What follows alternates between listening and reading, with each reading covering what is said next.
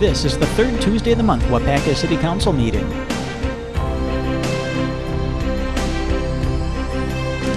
Get ready to rumble.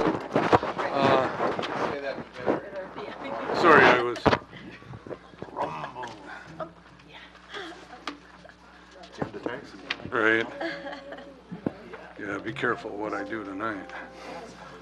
All right, I call this organizational meeting to order. This is done annually, of course. It is the second meeting, I guess, in April now that we do that on an annual basis. And again, I will call this meeting to order. We have oath of office to be administered to the newly elected officials by the city clerk. And those of you that were on the ballot, if you want to just stand where you're at on this, just this most recent ballot, there should be 6 of us here. So Eric's not here.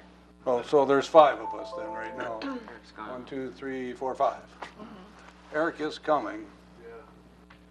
Okay, what I'll do, if you'll just raise your right hand, I'll read the whole statement, and then you can say I will or I do, and then I'm going to just ask, I state your name. I state your name. Hi, Brian Smith. Having been elected to the position of mayor and alderpersons for the city of Waupaca, do affirm that I will support the Constitution of the United States and the Constitution of the state of Wisconsin, and will faithfully and impartially discharge the duties of said office to the best of my ability under the penalties of perjury. I do. I will. Congratulations. I will be coming around and getting a signature on the oath. I have pens if anybody needs pens. I got one. They don't. Darn. Beck's got some really nice library pens that she might be willing to offer. Okay, you're right. You're the first blank.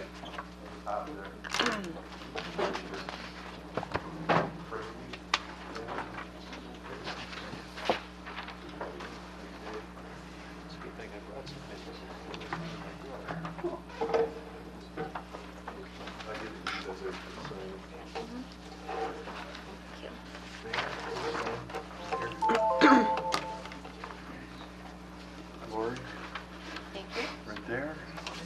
Alan, right here, please.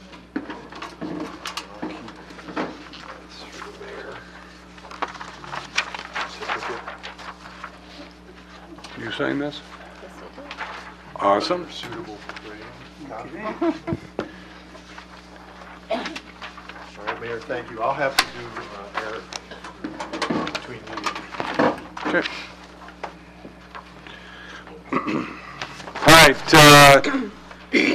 Congratulations to all of you that were elected or re-elected to City Council for another 2-year term. On the organizational meeting, then, we would like to take roll, and we'll have asked Sandy to take roll for us. do. Brian Smith. Here. Steve Hackett. Here. Lori Chestnut. Here. Paul Hagan. Here. Alan Keeland. Here. Scott Perchatsky. Here. Dave Peterson. Here. Paul Mayo. Here. Chuck Whitman. Here. Mary Fair. Here. And Eric Olson. 9 present. We have a quorum. Okay, next we have the agenda, and I just want to make a couple of corrections, not necessarily on the agenda, but the organization that went out to you that's sitting on your desk. There are 2 corrections that need to be made. You can find them as you go through. One is on the City Planning Commission. Alan Keelan should be there instead of Dave Peterson. I made a mistake there and put the wrong name down there. And then also under the Police and Fire Commission, Steve Hackett should be listed instead of Mary Fair on that one. So those are the 2 changes. Otherwise, the agenda and the handout are what we need to finish up the organizational meeting. So we need a motion to approve the agenda for the organization meeting. Move to approve. Second. Motion by Chestnut, second by Keelan, that we approve the agenda for the organizational meeting with those couple of changes. Any discussion? All in favor signify by saying aye. Aye. Against? Motion carried. Again, annually, we elect a council president. If you would like to nominate a council president, you can do so. We do not need a second for the nomination of the president. We're just looking for anybody that would like to nominate somebody for council president. I'd like to nominate Paul Mayo.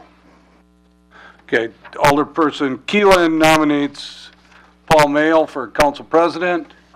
Are there any other nominations? Are there any other nominations? We need a motion then to move to close the nominations for council president. So moved. Motion by Fair, Second. second by Keelan, that we close the nominations and let the record show that Alderperson Paul Mayo is our president again for this year. Congratulations, Paul. Thank you all. Best part is we don't have to change the name tag. Okay, at this time then I will turn it over to our council president to get our committees and boards in place for the next year here. So, Paul? Thanks, Mayor.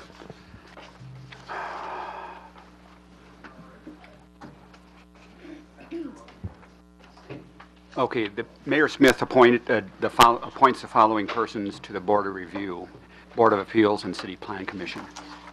Board of Appeals, Brian Smith. Mayor's nomination for alderperson to serve on the City Planning Commission is Alan Keeland. And that's it. At this time, I need a motion to approve these two appointments. So moved. Second. Moved by Hackett, second by Chestnut, to approve the mayor's two appointments to City Planning Commission and Board of Appeals. All those in favor say aye. Aye. Opposed, no. Motion carries. Paul, you have other appointments below, on the bottom of the page. Their terms were up. Okay. I'm sorry. The other appointments to City Planning Commission are Mayor Brian Smith, Eric Olson, and Tracy Barrett. And I need a motion to approve these appointments. So moved. Second. Moved by Hackett, second by Chestnut, to approve the mayor's appointments, additional appointments to City Planning Commission. All those in favor say aye. Aye. Opposed, no. Motion carries. Sorry about that.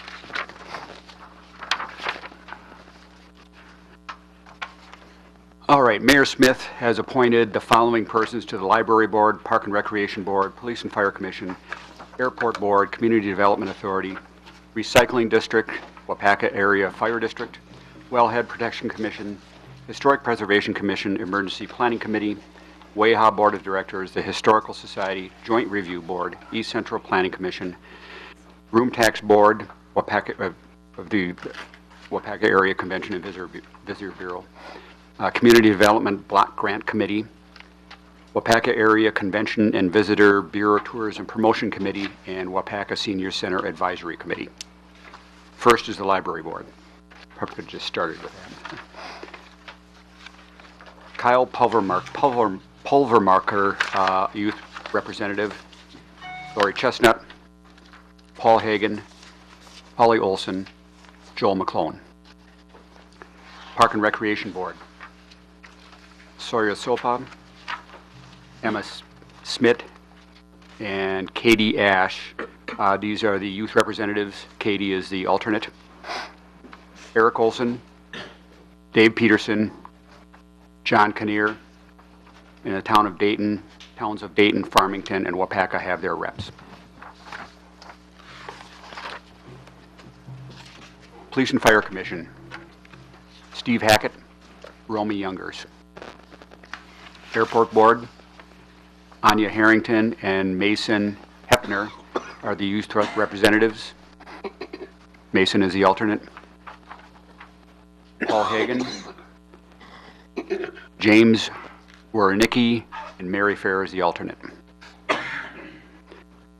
Community Development Authority, Mayor Brian Smith, Lori Chestnut, Scott Perchatsky. Recycling District, Alan Keeland, with Chuck Whitman as the alternate, and the towns of Dayton, Farmington, Lind, and Waupaca will each have 2 reps. Waupaca Area Fire District, Mayor Brian Smith, Mary Farrer is the alternate, and the towns Dayton, Farmington, Lind, and Waupaca will each have a representative. Wellhead Protection Commission. These are just the towns, Dayton, Waupaca, and Farmington and Lind will each have a representative. Historic Preservation Commission, Autumn Heisler, Youth Representative, Ty Seafelt, Alternate Youth, Lori Chestnut, Parker Spratlin. Emergency Planning Committee, Anna Pulvermacher, Youth Representative, Allison Waite, Alternate Youth, Paul Mayo, Annalisa Shaw, Andy Carlin, Chuck Whitman, Eric Helverson, Sharon Soar, Jerry Duman, Brian Esch, Valerie Heiss, Jeff True, Jack Tomlinson, Ryan Holzell, Justin Behrens, Henry Veliker. WAHA Board, Scott Perchatsky. Historical Society, Lori Chestnut. Joint Review Board, Steve Hackett, Joel Kamen. East Central Planning Commission, Mayor Brian Smith, Paul Mayo alternate. Waupaca Area Convention and Visitors Bureau Room Tax Board, Mary Fair, Kathy Kaza. Community Development Block Grant Committee, Dave Peterson, John Ryan, Julie Thompson, Paula Hoswich, Dick Phillipson. Waupaca Area Convention and Visitors Bureau Tourism Promotion Committee, Paul Mayo, Kathy Kaza. Waupaca Senior Center Advisory Board, Dave Peterson. Having heard these appointments of the mayor, I would need a motion and a second to approve them. So moved. Moved by Keelan, second by Peterson, to approve of the mayor's appointments to committees, boards, and commissions. All those in favor say aye. Aye. Opposed, no. Motion carries. Back to you, Mayor. Thank you, Paul. Henry, you just wanted to touch on number 7. Yes, sir. First off, between meetings, Eric, if I could swear you in so you're official. A couple years ago, we went to kind of a digital-based method to administer oath of office and get the code of ethics review done, and we've had pretty good success with that over the last couple years. We're going to still use the in-person method, but we found the online method's been pretty successful, so we're going to continue that. You've already received your oath of office, but you will have a code of ethics that you'll have to sign off on, and we can either do that in the body of the meeting. I'll talk with the mayor, or we can do it online for the council members. So that's it, Mayor. Thank you. All right.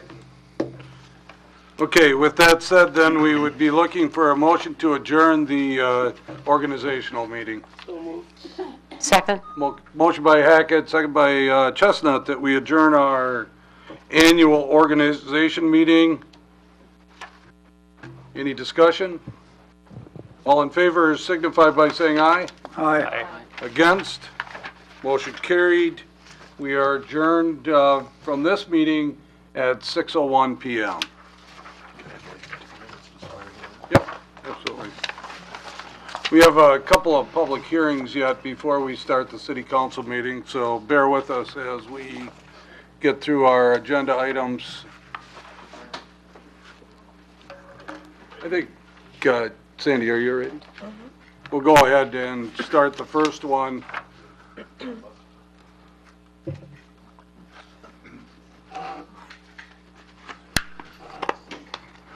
Josh goofing around again. Okay, The first public hearing is an ordinance to amend Chapter 14 of the Building Code. Brendan, you want to just tell us what that's all about? Yep, thank you, Mayor, members of council. This amendment that we are seeking for Chapter 14 derives from the hiring of Jane Drager as our building inspector for the city of Waupaca. Jane brings over 39 years of experience being a state inspector for the state of Wisconsin, and she provided us some insight of opportunities the city would have to do some of her own reviews for permit or for projects under 50,000 cubic feet for commercial projects. I can tell you, working with other developers and contractors, the typical state review for commercial plans is between 6 to 8 weeks. So the amendment that we have this evening for Chapter 14 permits the city of Waupaca to allow for us to be a delegated community and allow our building inspector to conduct those reviews for projects that are under 50,000 cubic feet. So a lot of the minor commercial renovations that you see in the downtown, well, this will be a streamlined process and will be a better service that we can provide to the residents and companies and individuals looking to do development in our community. We will be following up with an amendment to our ordinance for fees in a future meeting, but this is just the first step this evening. All right, and this is a public hearing, so if there's anybody in the audience that would like to speak in favor of this ordinance amendment, happens to me all the time. If you'd like to speak in testimony in favor of that, please step up to the podium, give your name and address for the record, limit your time to 3 minutes or less. Anybody that would like to give testimony in favor of this ordinance amendment? Any testimony in opposition? Any testimony in opposition? If not, I declare this meeting closed at 6:04 p.m. Next, we have another public hearing. This is an ordinance to create Chapter 26, and it has to do with regulation of animals. And Brennan, you want to take this one also? Yep. Thank you, Mayor, members of council. In your packet is the creation of Chapter 26. In late 2016 and through 2017, the Plan Commission dealt with a multitude of requests or discussions at the Plan Commission level regarding different types of animals within our community. We had some requests for potbelly pigs. We had concerns or issues with rabbits on some individuals' properties, the raising and keeping of bees. And the Plan Commission did recommend we did approve some ordinances, but going through our files, it was identified through the Plan Commission that it was better to create Chapter 26, the regulation of animals. There's a lot of different ordinances within our community that regulate animals, whether it comes from what the clerk's office does for typical dog or cat licenses, all the way to what the zoning department does for the yearly chicken ordinances and chicken coops and other types of animals within the community. We felt it was the best to consolidate all of those ordinances into one cohesive chapter so that it would be easily readable for everybody. So what is in front of you this evening is the consolidation of multiple ordinances throughout the city code into one cohesive Chapter 26. All right, with that said, this is a public hearing, so we're looking for people that would like to give testimony in favor of this new ordinance, Chapter 26, regulating animals. If you'd like to give comments in favor of this ordinance, please step up to the podium, give your name and address for the record, limit your time to 3 minutes or less. Anybody would like to give testimony in favor of? Any testimony in opposition? Any testimony in opposition of this ordinance? Hearing none, I declare this meeting closed, this hearing closed at 6:06 p.m.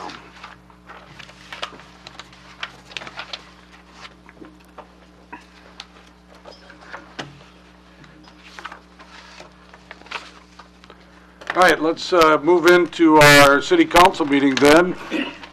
I do call this regular scheduled city council meeting to order. Today is Tuesday, April 17th, 2018, and we will begin with the Pledge of Allegiance. Please stand and face the flag. I pledge allegiance To the flag of the United States of America and to the republic for which it stands, one nation, under God, indivisible, with liberty and justice for all.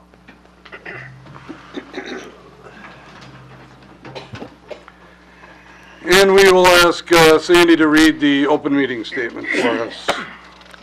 This meeting and all other meetings of the Common Council are open to the public. Proper notice has been posted and given to the press in accordance with Wisconsin state statutes, so the citizens may be aware of the time, place, and agenda of this meeting. And Sandy, would you also take roll for us? Brian Smith, Here. Steve Hackett, Here. Lori Chestnut, Here. Paul Hagan, Here. Alan Keeland, Here. Scott Prochatsky, Here. Dave Peterson, Here. Paul Mayo, Here. Chuck Whitman, Here. Mary Fair, Here. and Eric Olson. Here. 10 present, we have a quorum. Next is the consent agenda. These are items that we vote on with one motion, and unless there's a council member or staff that would like to see any item that's on the consent agenda moved to the regular agenda, we would just entertain a motion to approve the consent agenda as printed. Move to approve consent agenda. Motion by Keelan, second by Dave Peterson, that we approve the consent agenda as printed. Any discussion? All in favor signify by saying aye. Aye. Against? Motion carried. Regular agenda, Sandy tells me she has no additional handouts tonight, so again, we'd be looking for just a motion to approve the agenda as printed. Second. Motion by second by Hackett, that we approve the regular agenda as printed. Any discussion? All in favor signify by saying aye. Aye. Against? Motion carried. Under non-agenda items and announcements, we have I was trying to see if Dave Teal, made it. is he here? Oh, okay. Hi, Dave. We have a presentation on the marketing co-op 2017 results and the 2018 budget, and this is being presented by the executive director of the Waupaca County Economic Development Corporation, Dave Teal. And is Bill here too? I didn't see. Yeah, and Bill's back there too. If you would, Dave, step up to the podium for us. Do we want to use the projector or not? Yeah, we do. Okay, Josh. Thank you, Mary, and good evening, everyone. You didn't get this presentation beforehand yet? Oh, okay. There's the presentation. And Bill has our video on another flash drive that we're going to use too. Henry, thanks. Before he gets this up here, this project is in its 7th year, and it started with a Wisconsin Department of Tourism grant of about $100,000. And then we have 8 municipalities and the county that have been a part of this, and it's basically a cooperative, and that's what we call it. And Bill's firm is the marketing firm that has implemented this project for us right from the start. So again, we're showing you the results of, that's not the one we wanted to bring up right away, but, oh, okay. We want to show you first, before we get into this, we're going to show you the results from 2017 and what the budget is for 2018. So we have a advisory committee. Thank you.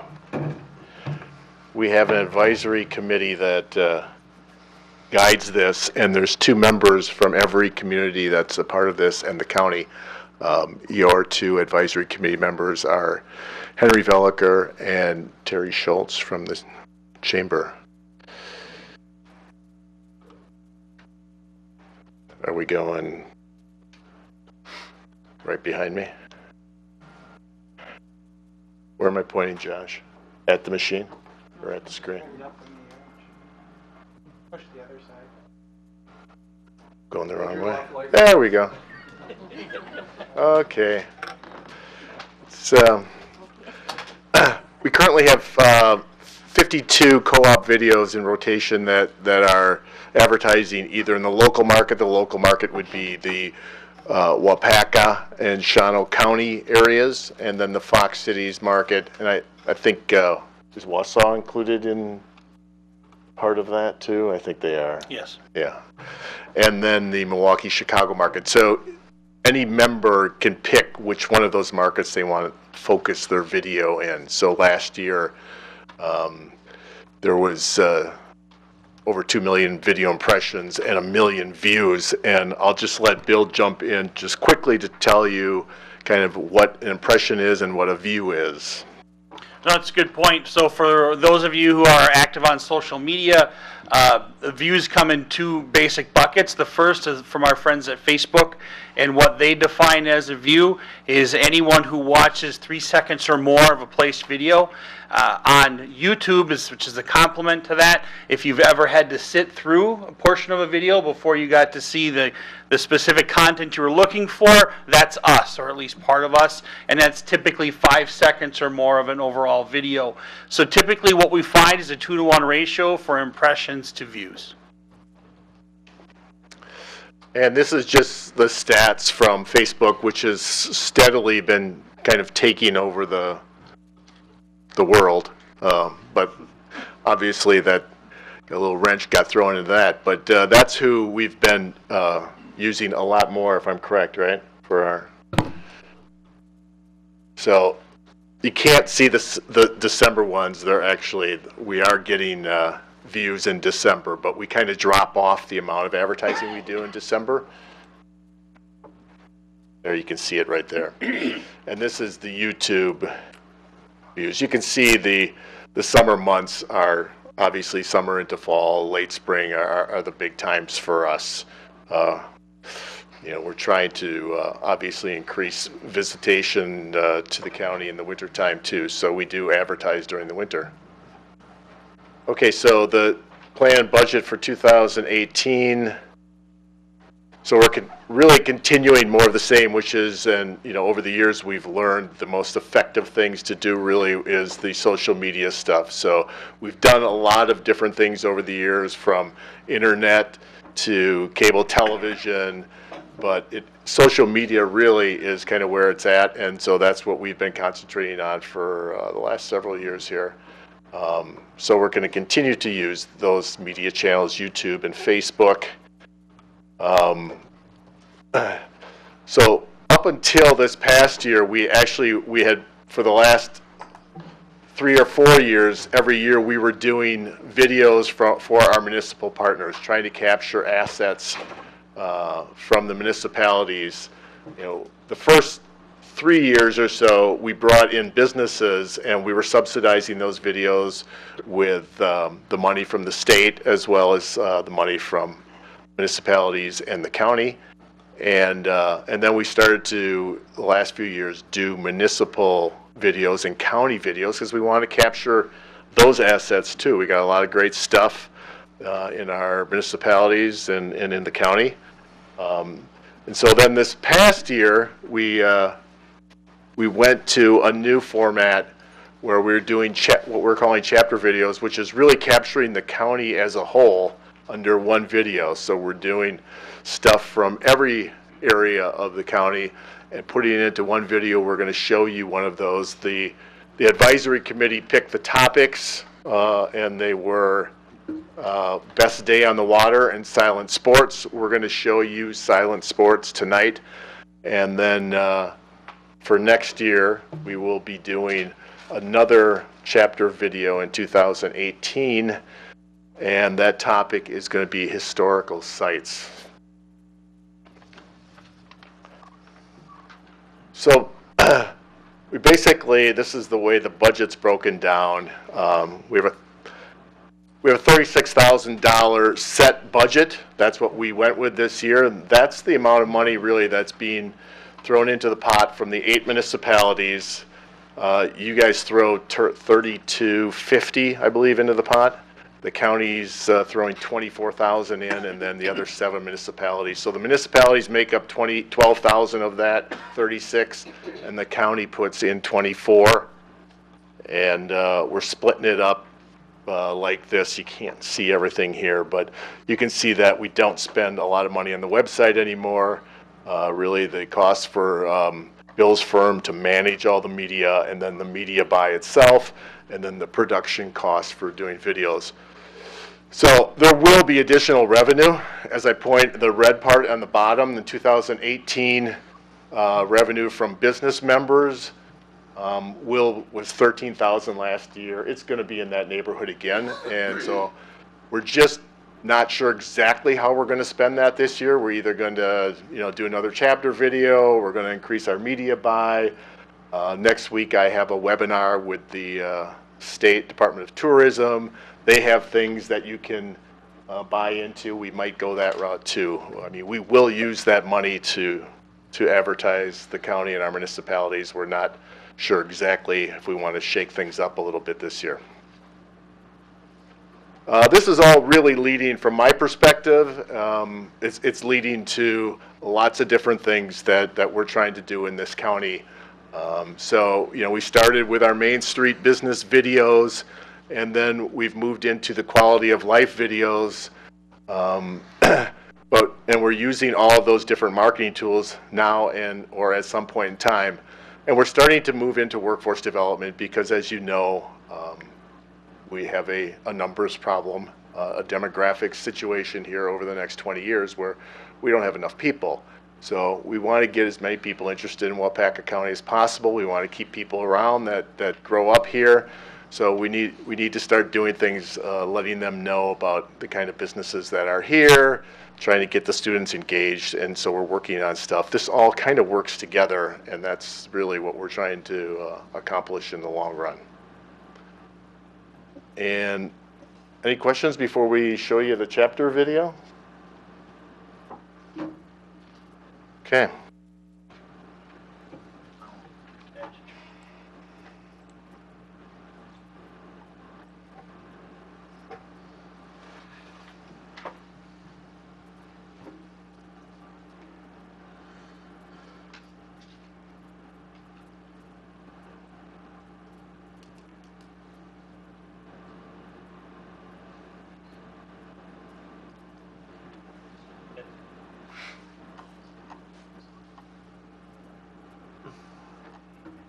How do we get it to get in the whole entire screen, Josh?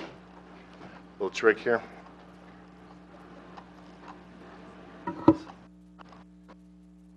Oh. All right, so as Dave mentioned, the concept of chapter videos has 2 meanings. The first is we want to pick chapters of content. So this year it was Best Day on the Water, and as well as Silent Sports, which you'll see today. Secondarily, what we found over doing this for the last 7 years is that the attention span of our viewers continues to dwindle. It used to be 6-8 years ago, people might actually watch a full minute of your content, and over the years, what we found more is this term of snackable content, where it's 20 to 35 seconds. So what you'll see is a full-length video for us, which is somewhere around 2 minutes, but you'll see clear distinctions of content. So what happens as the year progresses, spring is coming, it will eventually come, and we'll adjust and take just portions of this video and place that on Facebook, Instagram, and on YouTube, keyed in on specific demographics and geography. From the standpoint of raising the awareness of what Waupaca County has to offer in these very key areas from a tourism standpoint. And again, you'll see footage here not only from the Waupaca chain, the Waupaca area, but throughout the county, all brought together into one resource. Now let's see if I can start it without help.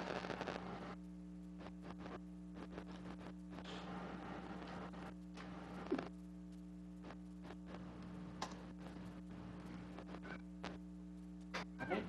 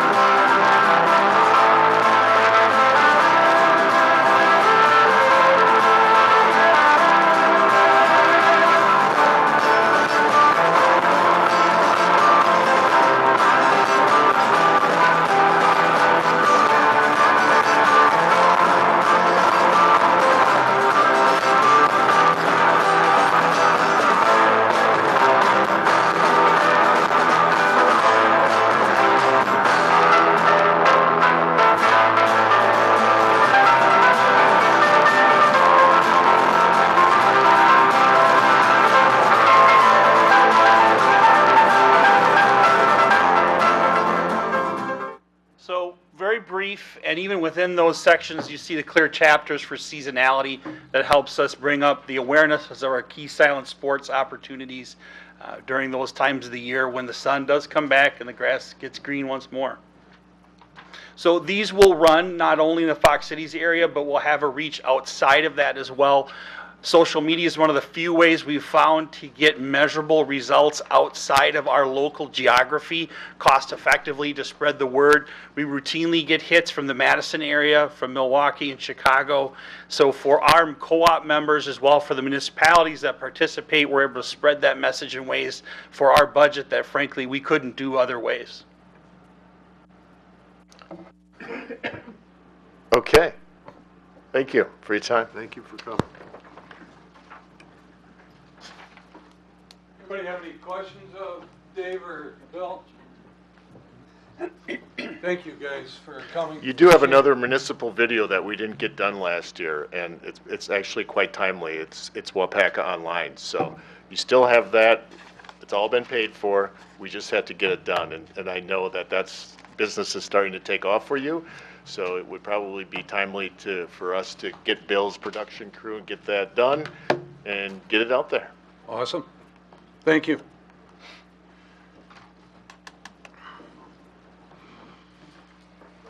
All right, next we have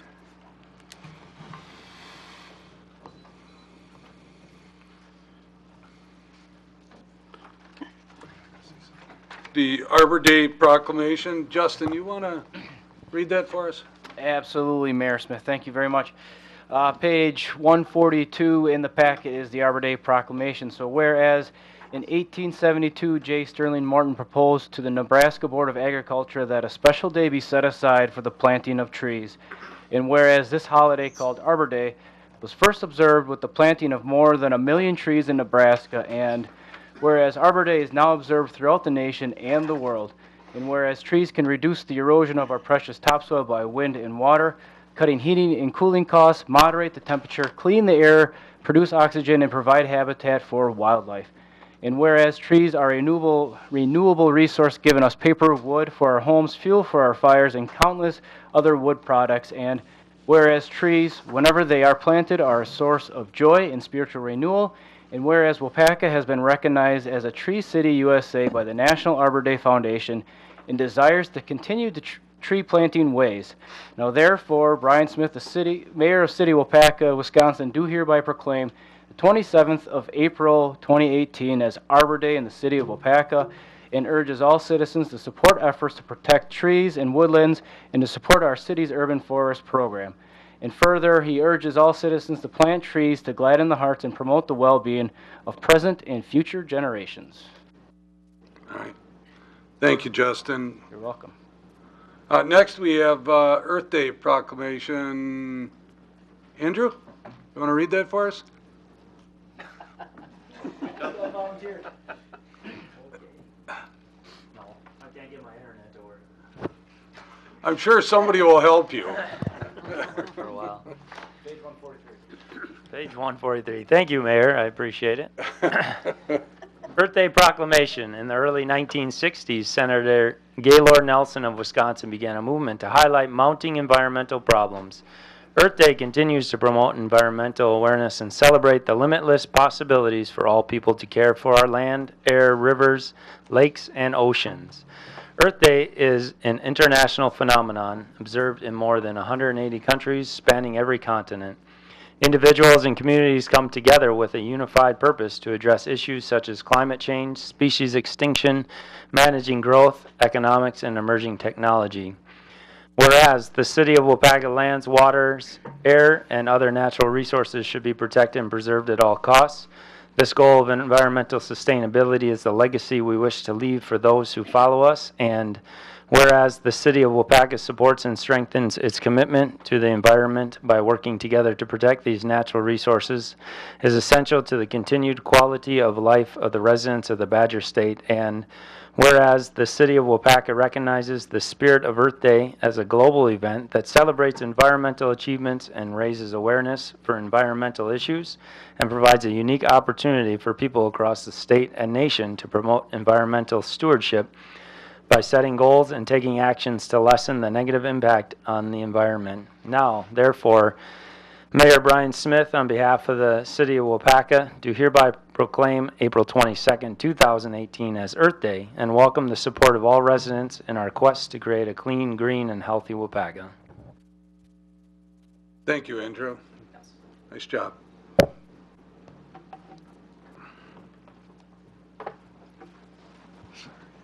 It's okay. All right, next up we have on our non-agenda items and announcements, we have public input. This is for anybody that would like to give public input. Step up to the podium, give your name and address for the record, and limit your discussion to 3 minutes or less. Anybody that would like to give public input? Here. Go ahead, Lori. I think that we owe a huge thank you to our Public Works Department and to Andrew's plowing people for really cleaning up a terrific mess. And I know we have more to do, but thank you. Feels good to be out.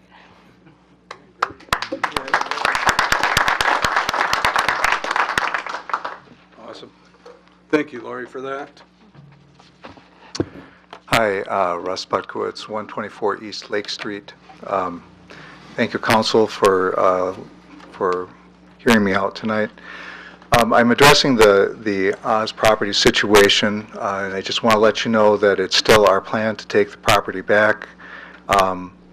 We've been working immediately following the Council's 45-day limit with the City Attorney and our attorney to develop and finalize an agreement to get the property transferred.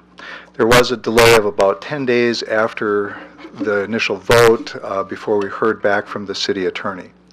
There are some outstanding issues. The trail was incompletely removed. There's about 250 feet of limestone trail that is still intact. The material that was brought in to cover the trail that was removed is significantly contaminated with debris and garbage, including pieces of pipe, plastic, aluminum, glass, and other various forms of waste. The trail was to be planted with native vegetation, but instead was planted with perennial rye. This is an exotic and will outcompete native species. It needs to be removed and treated, probably chemically, before native plants can be planted. We've consulted with several contractors trying to sort that all out. Unfortunately, the City Attorney has had some family issues and has been unavailable for part of last week and is also going to be unavailable this week for a good share of the time. I understand his family situation and I wish him all the best. It does, however, make things difficult as far as trying to get things finalized. We're hoping that he's going to be back on Thursday, which would be one day prior to our time limit. The counter proposal that we've made to him has been on his desk for 4 days, but again, we're not likely to hear back from him prior to Thursday. We had asked to be on the agenda tonight, but were declined, and we know that council can't act on things as such. But we do hope that council will do everything in its power, and the city will do everything in its power to honor the commitments that it made on the September 19th vote. Thank you. Anybody else that would like to make public comment on a non-agenda item?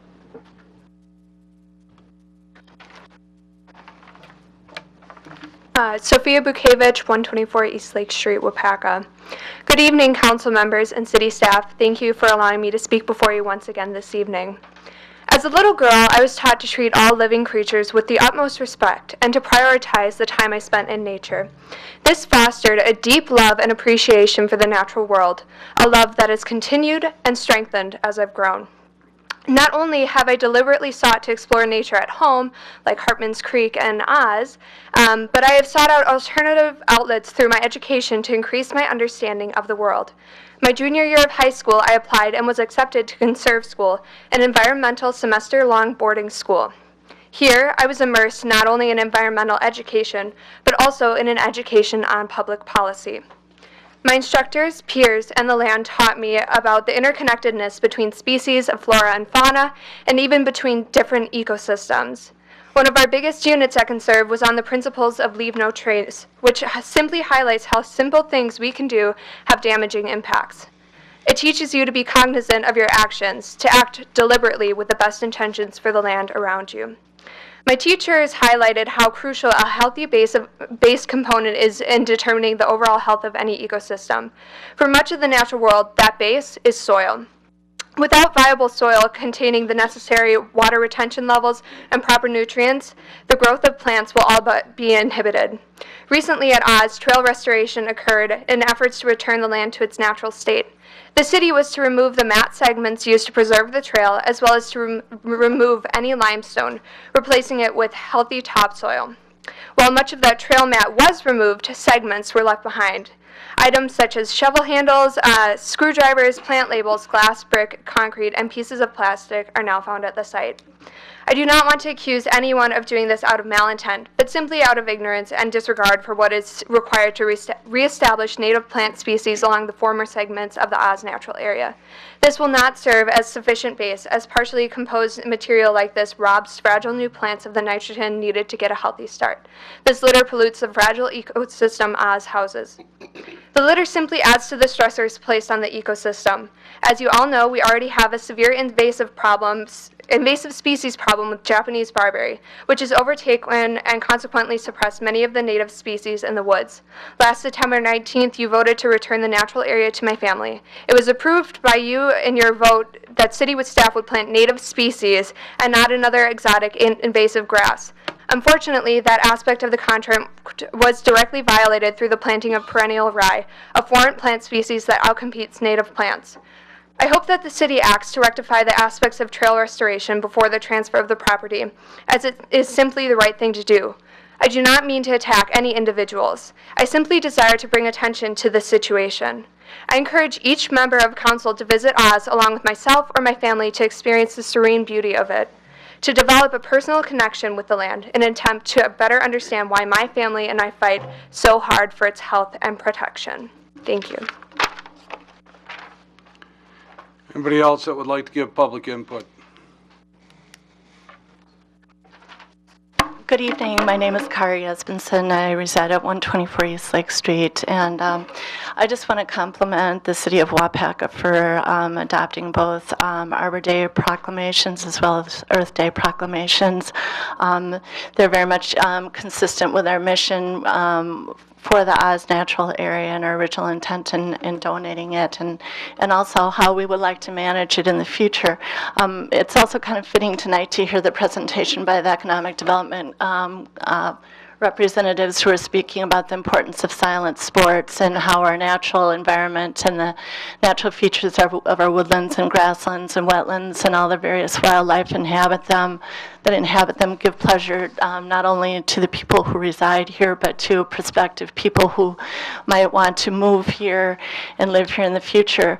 It's pretty well known that millennials tend to be attracted to high-quality environments. They want to live in places where they can raise children with high-quality water to drink, clean air to breathe, scenically beautiful places where they can ski, bike, observe wildlife, and participate in the outdoors. And so our intent with the natural area pond, having it returned to us, is to be consistent with all of these things, to continue to offer a site that enhances the aesthetic environment of the area and continues to be a lure for people who not only live here but who want to come here. Our one concern, my husband indicated, is that we've been working very actively to meet the 45-day limit, time limit imposed by you, but there are some outstanding issues that need to be resolved, and those are the issue of making sure that there is the right soil surface to promote the native vegetation that was to be planted on the trail segment that where the limestone screen was removed, but then also to address the 250 feet of limestone screen and trail mat that are still out there and need to be removed. Obviously, with the snowfall and the season right now, it's not going to be possible for the city to perform the extent of the obligations that it committed to on September 19th by Friday. And so we're working to make sure that there's legal language in place that make sure that they're accomplished after we take the land back. And we want to trust the good faith of the city to honor commitments that it did make at that September 19th meeting. The other outstanding issue is that the perennial rye that was planted there needs to be chemically treated. And as you know from past presentations we've made, we've been trying to limit the amount of herbicide use out there, not only because of human health concerns, but also because some of the sensitive fauna that live out there, salamanders, amphibians, that are very sensitive to chemical inputs. So it's unfortunate that that is going to need to be treated with herbicide now. We've also learned that any applicators need to be licensed by the state because of the potential risk to both human health as well as creatures. So we just wanted to advise you. You're over your 3 minutes. Okay. Thank you. Okay. All right. Anybody else that would like to give public input? Any other public input on non-agenda items? All right, let's move on to department head reports then. I understand that Kathy threw out her back and she isn't going to be able to be here tonight. Probably shoveling snow, huh? So we'll go ahead and start with Peg in our library. How's it going, Peg? Good evening, everyone, and I hope you've had a chance to come into the library. We're celebrating National Poetry Month, and we have the Arts on the Square project from last year, which is a cranky with the world's largest poem. And we also have a typewriter set up so you can add to that poem. So if you feel like typing a few verses, you can do that right there on the typewriter. We have an exciting Saturday coming up. Inga Witcher, who is Wisconsin Public Television's Around the Farm Table host, is going to be here with a cooking demonstration at 11 o'clock in the morning. And then we have our Children's Builders Club. So if you want to build with Legos or other building things, you can do that as well. Tablet time is Thursdays at 10 a.m. And if you need a little bit more time than that, feel free to book a librarian to help you with your tablet or your laptop or your issues with your technology. We did open at 9 o'clock starting at the beginning of this month on Saturdays. So now we're open every day except Sunday at 9 o'clock, and hopefully people will be coming in. The first Saturday we had 26 visitors from 9 to 10, so I think it was a really good thing that we started that. We also have a fax machine now, so if you need things faxed, we can provide that service. We've been asked a lot in the past, and Josh Werner was able to help us make that happen. Our first Thursday program is May 3rd, and that is a film series with Dr. Jack Rhodes. I hope you'll join us for some free popcorn and a lot of fun and social time. Thank you, Mayor Smith. Thanks, Peg. Brennan, Economic Development here. Thank you, Mayor, members of council. My report's on page 66 of your packet. Just an update on where we're at with the City Hall Square reconstruction project. Hearing some concerns out in the community, but the project is out on the street. The bids are due back on April 24th, and after a conversation we've had with our consultants today, there are a lot of plan holders out there right now, so we expect to get a lot of bids in here shortly from different contractors. You know, it was a little bit delayed. We were trying to get this out a little bit sooner, but there was a lot of coordination that had to occur with a lot of business owners and the surrounding property owners, and along with there was a lot of utility work. There were some items that we identified through the process that just took us longer to coordinate. And again, with this effort and trying to tie into Main Street in 2021, it's been a little bit of an engineering feat to solve some of the existing problems that are out there, and again prepare for reconstruction of Main Street in a couple of years. But looking forward to those bids coming back in here shortly and bringing it forward to the council in May for hopefully award of project.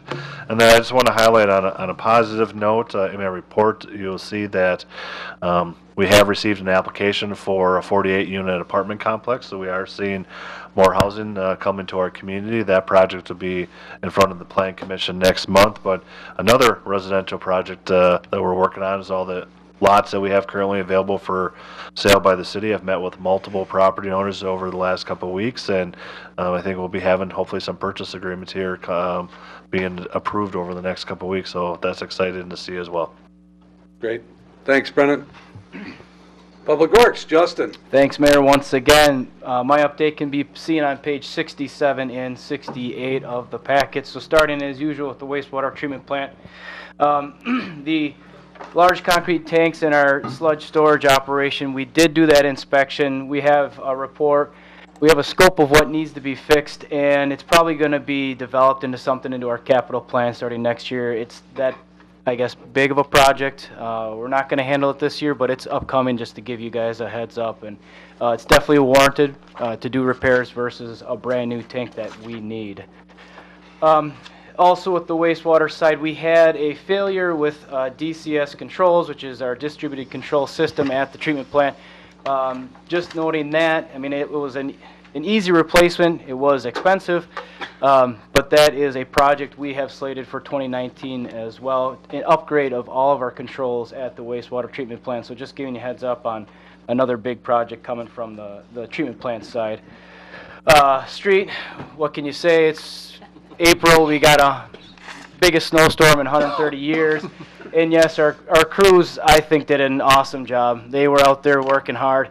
And from what I heard, it sounded like we were the only crew that didn't have a major breakdown, which was excellent. And for every spot that was shut down and the guys kept going is just amazing. Thank you, Lori, for your compliment. They've been actually pouring in. And out in the community, people have been understanding. It's been 30 inches, and we've been understanding of what they have to do and what we have to do. So it's actually brought people together. Well, we'll be getting later tonight, I believe, the signals we're going to be bringing that back up of going back to flashing, so I won't ruin that for Brennan. On our crew side, we promoted Nate Smith to be our crew leader, replacing Randy Abrahamson, who resigned in the fall. We are reviewing applications for a vacancy, and actually we have a second vacancy now that Casey Martinez switched back to Park and Rec. So we're slowly filling the void and getting our crew back up to speed, but we will be up to full speed this summer once again. Water utility, we had a meeting at Oak Manor with the new owners of the trailer park, and we are making steps to properly metering their community. They should be underneath a master meter. Currently it's not. It's all individual meters at the trailer parks, and we're working with them. There's going to be expenses on both sides, but it is a PSC mandated process, but we are working on it slowly but surely. We have a rehab project for wells 3 and 6 coming up. I have a bid opening early May, so that will be coming to council in about a month. And our consumer confidence report is ready. and I'm working on getting that distributed to the community, to the public, and on our website, so that will be ready by the end of this month. And finally, with facilities, we finally got Habercorn switched over to our locks. Worked with the school a little bit. They still had some stuff left over. We got it over to our locks, which we didn't know we would need the space right away, but it's making great snow storage right now. We got the tree grant submitted, and we're hopeful. And, you know, it's timely as well because of Arbor Day. And Russ also took pride of helping with the elections setup and takedown. All right, thanks, Justin. Any questions? Scott? Justin, regarding this historic snowfall, will there any leeway be given to people battling their sidewalks? We have a definite timeline, and I know it's a very good struggle because I just did some sidewalks at my business, and the snow blowers hardly handle them. So, will any leeway be given?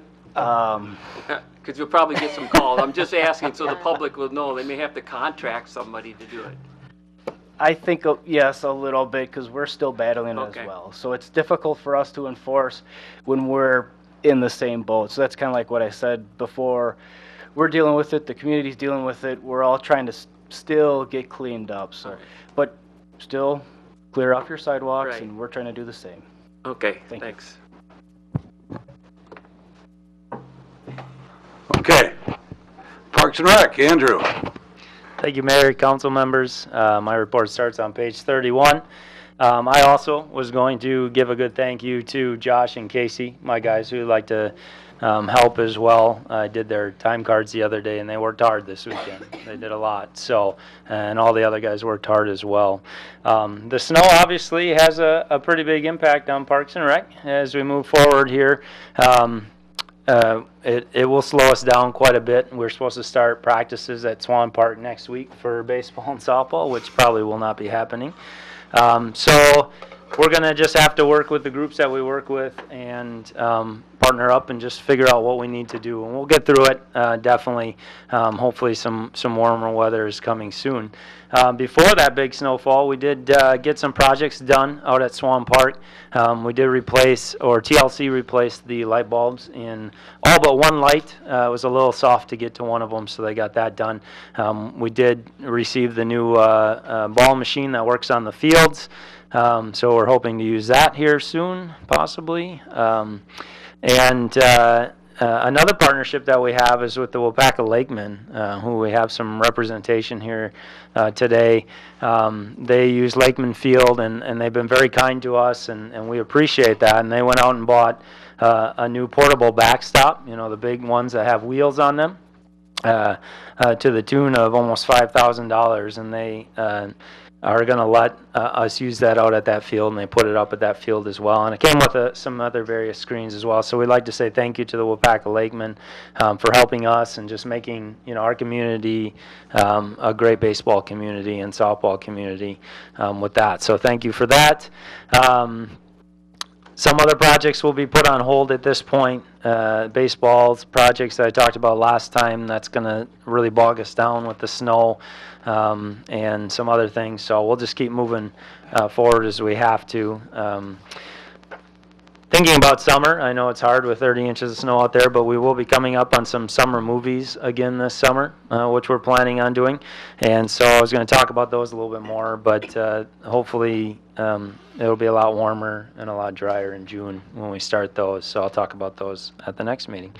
That's really what we got going on right now. So everything is going to move forward as soon as we possibly can. All right. Thanks, Andrew. Did you open the sledding hill again?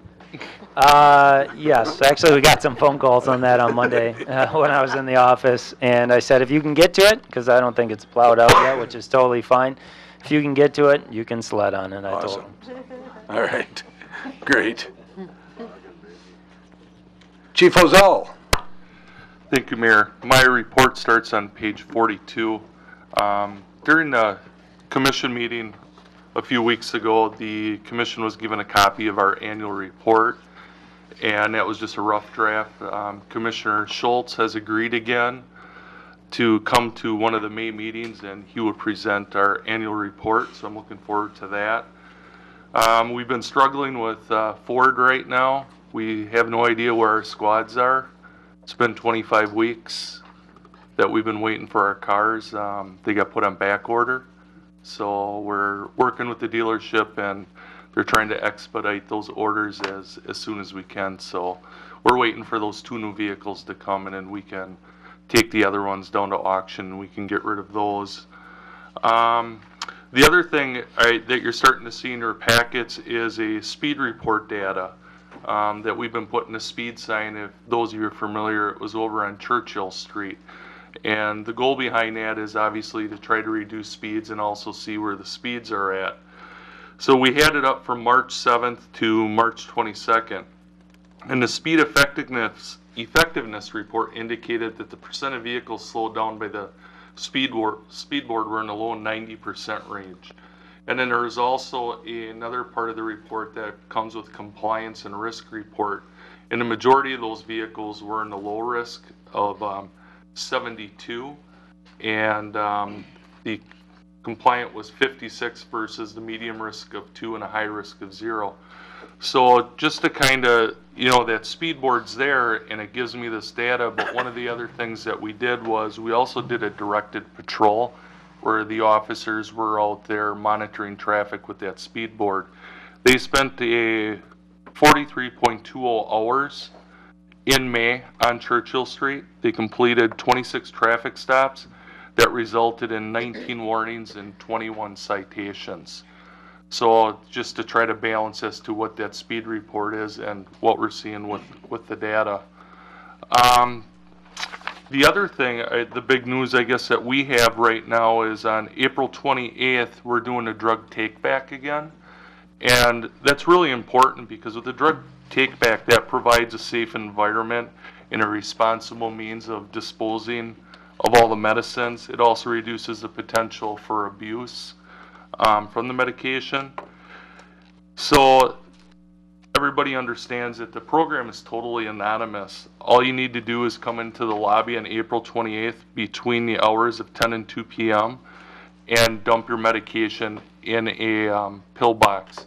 There is nothing that you have to fill out, and we do accept liquids during this initiative. However, the liquids, creams, and sprays must be in their original packaging and evenly distributed. We will do that within the boxes. So that would be the only thing with the liquids. And then just for stats, just from last May when we did this initiative, the city had roughly 54 pounds of medication that was turned in that was taken up to the crime lab. And I know in the fall when you did the fall drive, I believe we had 35 pounds of medication that was taken. So if you know somebody or you need to get rid of your medication, please stop down by us on April 28th and we'll take a getting rid of it for you. Everything else that I have in my packet is informational. All right. Thank you, Chief. Do you know which meeting you're planning on having Mr. Schultz come? I have to double check with him. Okay. First would be the best. The first. That's what I was going to ask him. Okay. Was that one? Yeah. That'd be great. Okay. Thank you. Any questions of the chief? All right, Josh Warner. Our electronics recycling's coming up Friday, April 27th. That's going to be from 10:30 till 1 o'clock at the parking lot across the street from the fire department. We're working with a new vendor this year. The vendor we've worked with previous years no longer does events like this. Seems like this new vendor's pretty organized on doing events that this is their specialty, so it'll be interesting to see how it goes, but so far feel good about that. Waupaca Online, we finally have our equipment mounted up on the tower in Marion. The guys were up there last week visiting a number of interested residents to get internet service. Bad news is we couldn't get any of them service. As is good news, we made a connection up there. There's a farm up there with a nice silo in the right spot that's going to see most of those customers. We've got the equipment that's arrived, tested, and they're going to be installing that Tuesday, and then backtracking to those customers and then getting them installed. And I think word of mouth is going to spread pretty quick once we get a couple people up and running and have it working good. So we're making progress up there. Henry and I worked with a company called Spyglass who did an audit of all of our communication bills. They didn't find anything significant on that. I think the biggest thing they found were some federal taxes that we're paying that they don't feel we should be paying as a tax-exempt organization. They found some phone lines that they kind of recommended maybe canceling due to low usage that we're going to discuss soon at a department head level. So the good news on our side of things is we've been pretty diligent keeping up with what's going on with our communication bills and canceling things we're not using, etc. So I was kind of expecting for them to find some big secret that would save us a bunch of money, and that didn't happen, but some small minor savings came out of the effort.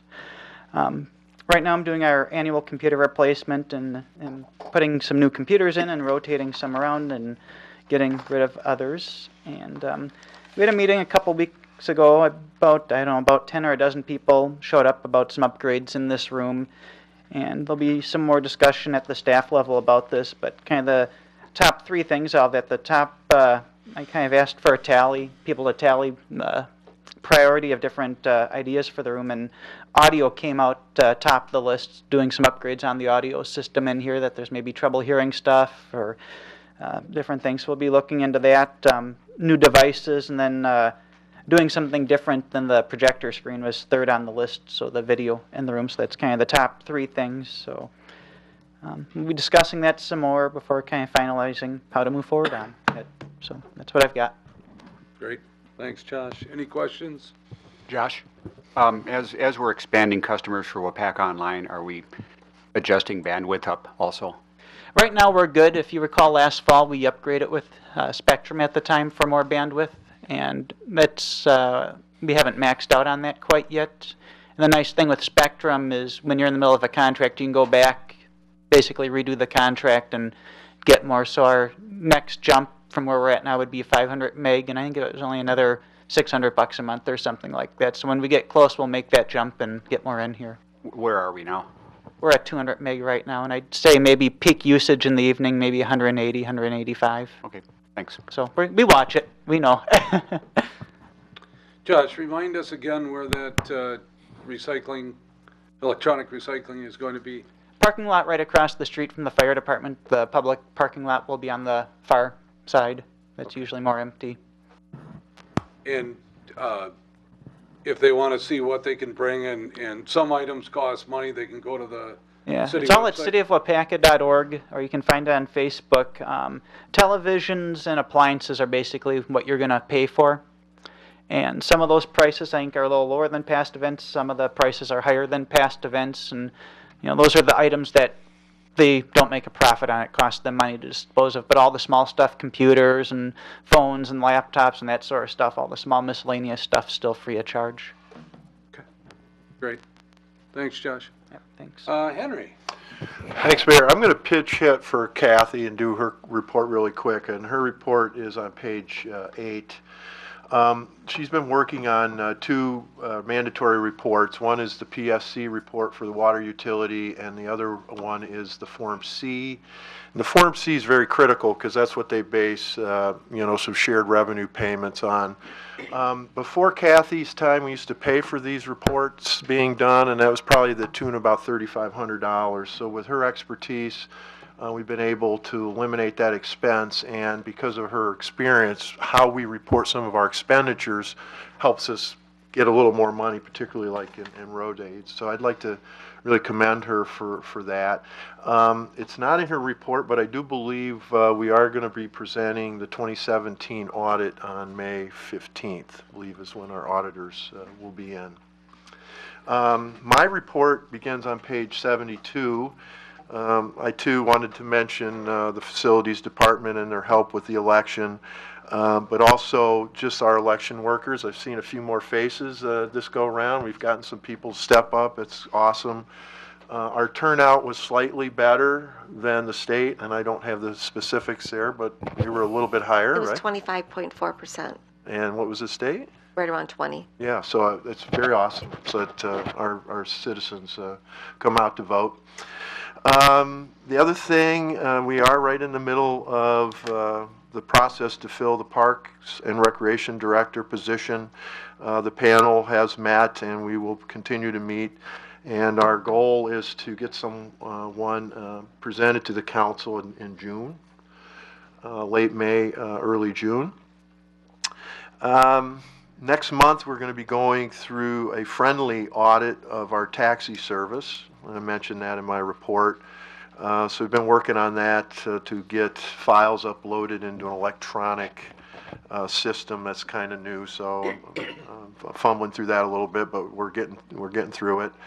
Farmers Market, because of the downtown project this year around City Hall, we are talking about the farmers market and what to do, and I don't have a precise recommendation today, but in the month of May, we're going to be coming forward with some thoughts about relocating the market after Strawberry Fest. And then finally, 518 Granite Street, I think we're finally getting some movement on that. The county does own that building. That's the one right adjacent to James Boyer Park there off of Harrison Street. They have tried unsuccessfully to find a buyer to rehabilitate the house, so they're going to take it down and in their process of working with the county highway department. So for all the neighbors in that area, spouses of alderpersons, I think we're getting very, very close to getting that down, and I appreciate everybody's patience because it's been probably a 4-year process. So that's it, Mayor. Thank you. All right. Thanks, Henry. Any comments from council members before we move on? Okay, let's go to new business. We have a request from the Waupaca Area Convention and Visitors Bureau. This is a request for street closure for Strawberry Fest and the 4th of July celebration. And I see we have Mitch and Terry both here tonight. Mitch? Good evening. Mayor Smith, Administrator, and City Council members. First and foremost, we are excited and are grateful to you for your support in helping us once again present Strawberry Fest here in downtown Waupaca. So thank you for helping us with that. So our request is to close the streets on Friday and Saturday, June 15th and 16th, 2018.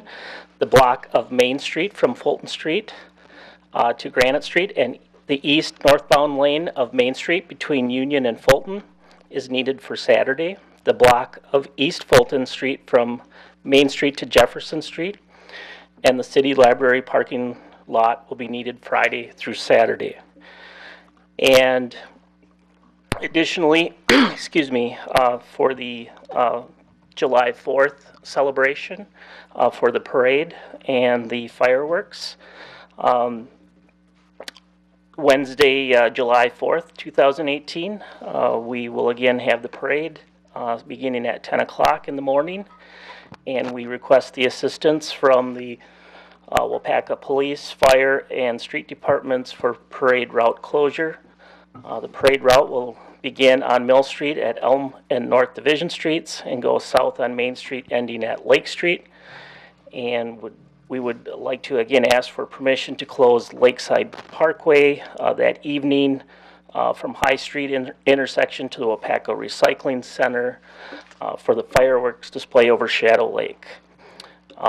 We will be getting a certificate of insurance from our agency to you, and these requests are in compliance to the April 19, 1994 City Council request.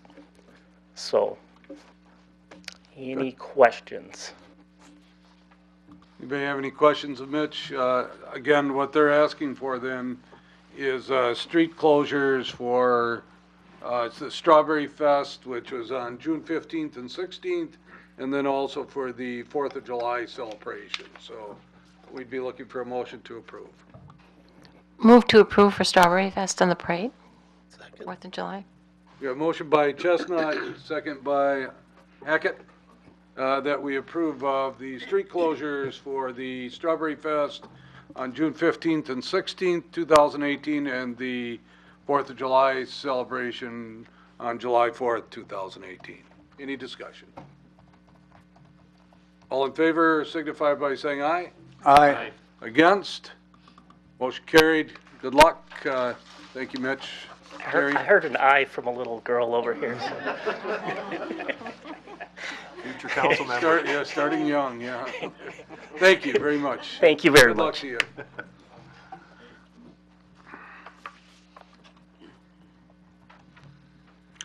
All right, we have, still under new business, we have a review approval of draft amendment to the outdoor recreation grant agreement between the City of Waupaca and the Wisconsin Department of Natural Resources for the Oz conversion agreement. Henry, you're going to set this up for us. Yes, sir.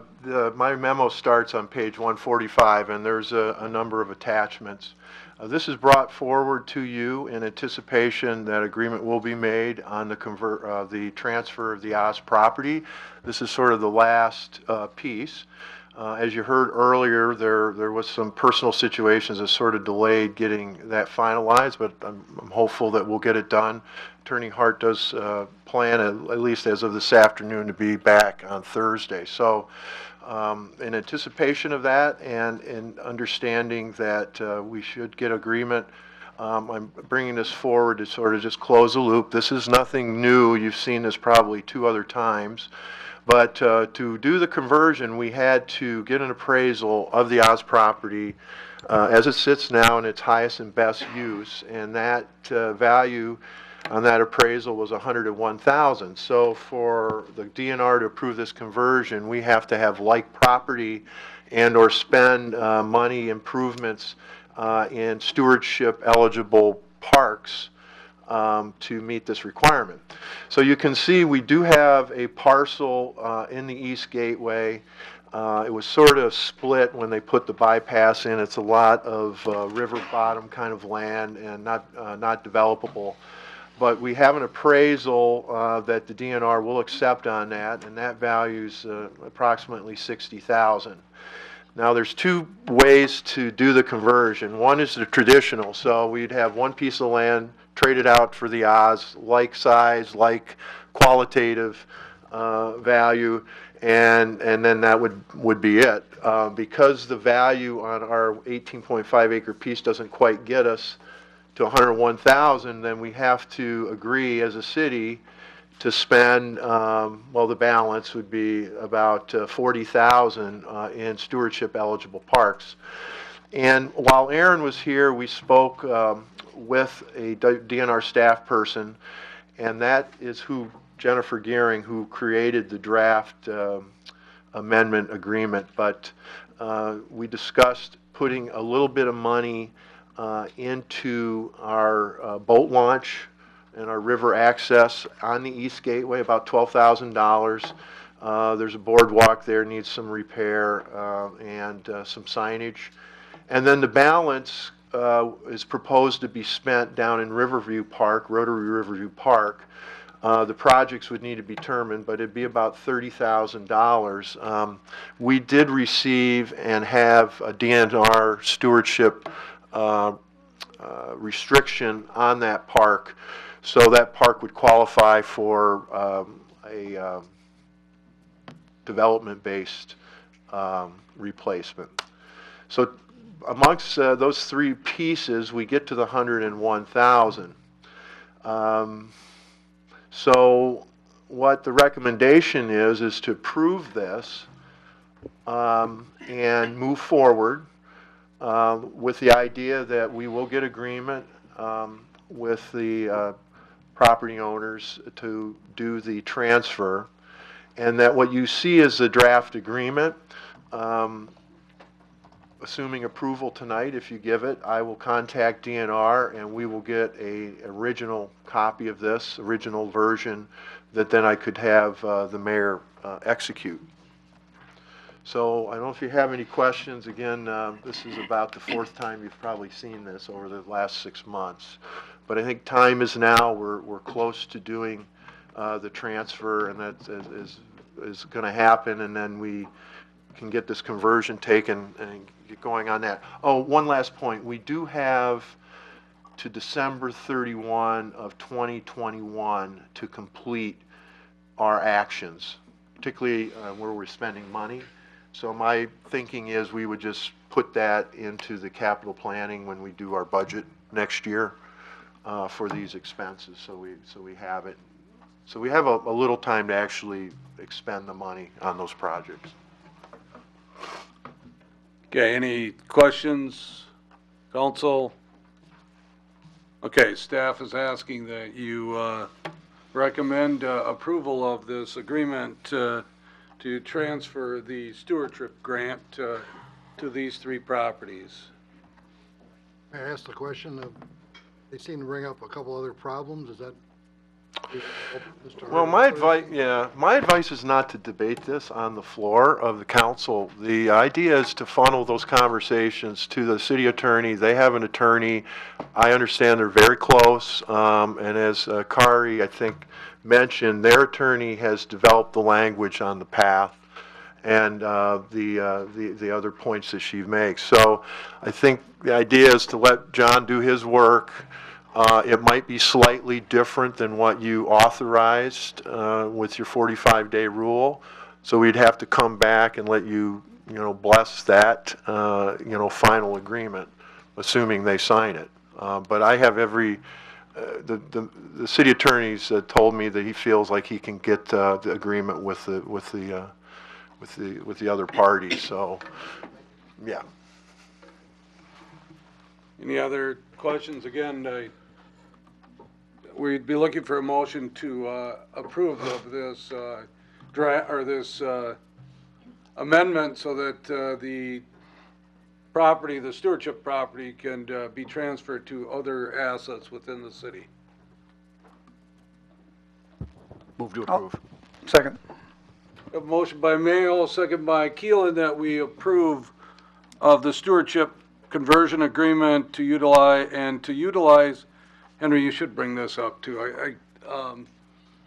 I see in our motion here that we didn't talk about the dollar amounts too, but there were some funds. Yeah. Well, let me finish the first and the second, and then you guys might need to make an amendment to your motion. But we have a motion by Mayo and a second by Keelan to approve of the conversion agreement to transfer the stewardship grant to the 3 other properties that Henry had discussed earlier. And then, so that's the motion and the second. And then I think, Henry, you didn't quite complete.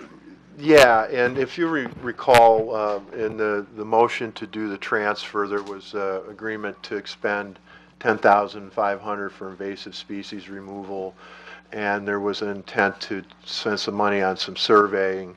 So the idea would be, once those are all accounted for, there's probably about $20,000 to $25,000 left in the Oz property fund, and it would be the recommendation of staff just to draw that down, which would leave about $17,000 in money that you would need to budget in the capital budget in the next year, or 2020 actually, because we've got till 2021 to complete this.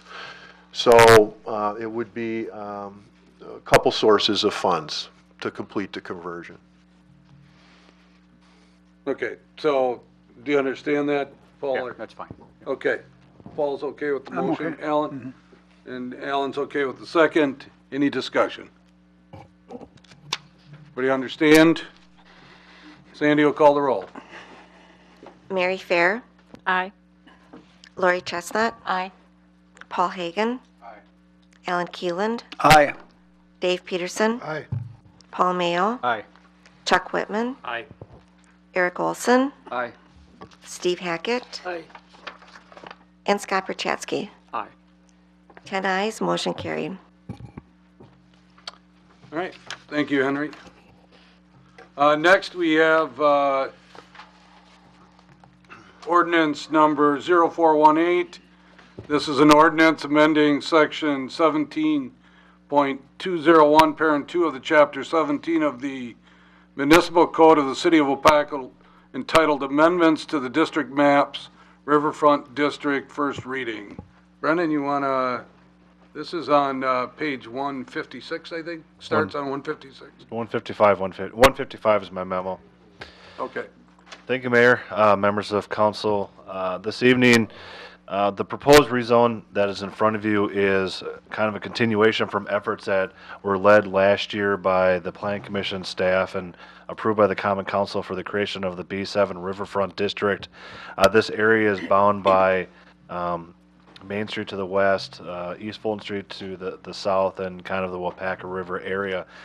These set of properties are unique in nature because of the topography that is of the site and the river that is below and the Main Street businesses are up above.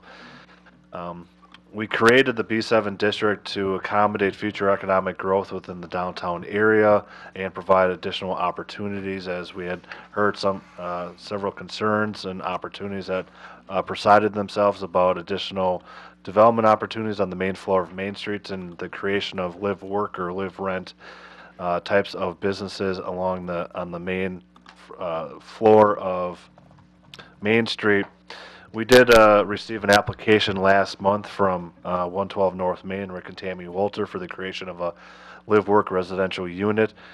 Their property, because the B7 district is required to accommodate this type of development with a special use permit, we, as a city, are proactively rezoning all the properties that were previously identified during last year and part of the B7 creation of the B7 district. We can't individually rezone their property because that would be a spot zoning and illegal to do. Therefore, we're presenting this rezone this evening for council consideration.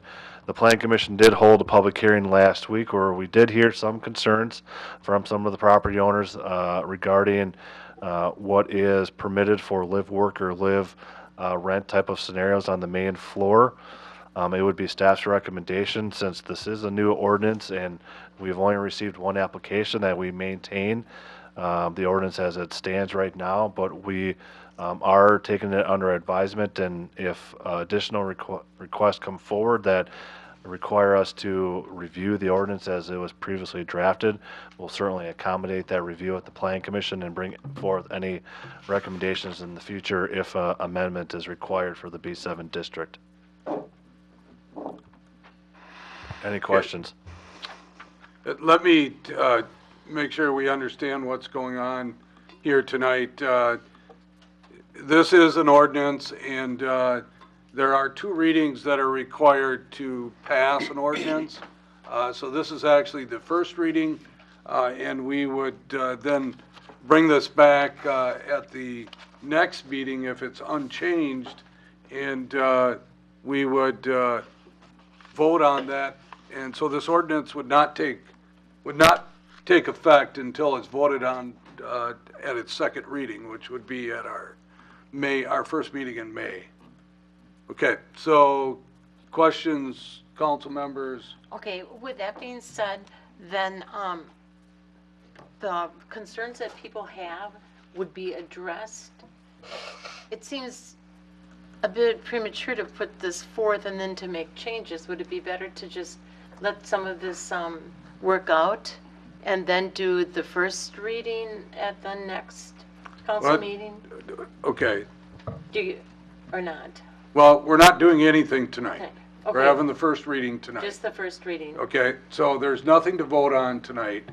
If you want to hear the concerns, now, City Planning Commission sat through about an hour and 45 minutes discussion with the public.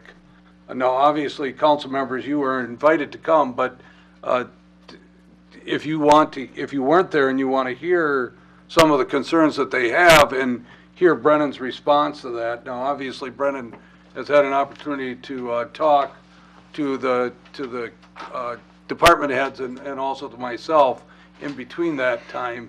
And so if you have some questions now, this would be the time to ask them, I guess. Again, we're not going to vote on it tonight, but if you want to ask some questions about something specific that's on this ordinance, I do want to make sure that everybody understands that the zoning change is going from a B2 to a B7. The B2 is basically implanted into the B7, so that's unchanged, okay? What it does do is it limits the number of properties that are within the B7 zoning. So it doesn't include all of the B2 properties that we have in the city of Waupaca. The idea was just to pick the properties that have riverfront frontage or a view of the river, and those are the properties that are within that B7. That's why there was a B7 started to limit the number of properties that would go within that zoning. Now, along with the B7, it does have the live work in there, and that takes a special use. Correct. To allow live work within the property. Otherwise, the zoning has not changed. It's the same zoning. The only difference is that you have to have a special use to be able to get, to be able to do the live work on the main floor. That's the only change that happened. So then, like the... Point that at Brennan. Okay, Brennan. So then the upper level apartments above the businesses on Main Street are not affected at all, that they can still rent to the John Q. Public? Correct. Anybody that has 2 stories or above Main Street, if there's residential up above, that is still to be maintained. Again, to the mayor's point, what the B7 district created is the opportunity to have some form of a residential unit on the main floor that was directly associated to the business, or the opportunity if you were an owner-occupied residential unit on the main floor and you rented out the front half to another business. That was what was expanded when we created the B7 district. Otherwise, any properties that are existing out there right now that have residential up above still conform to the B2 district that was created back in the 60s.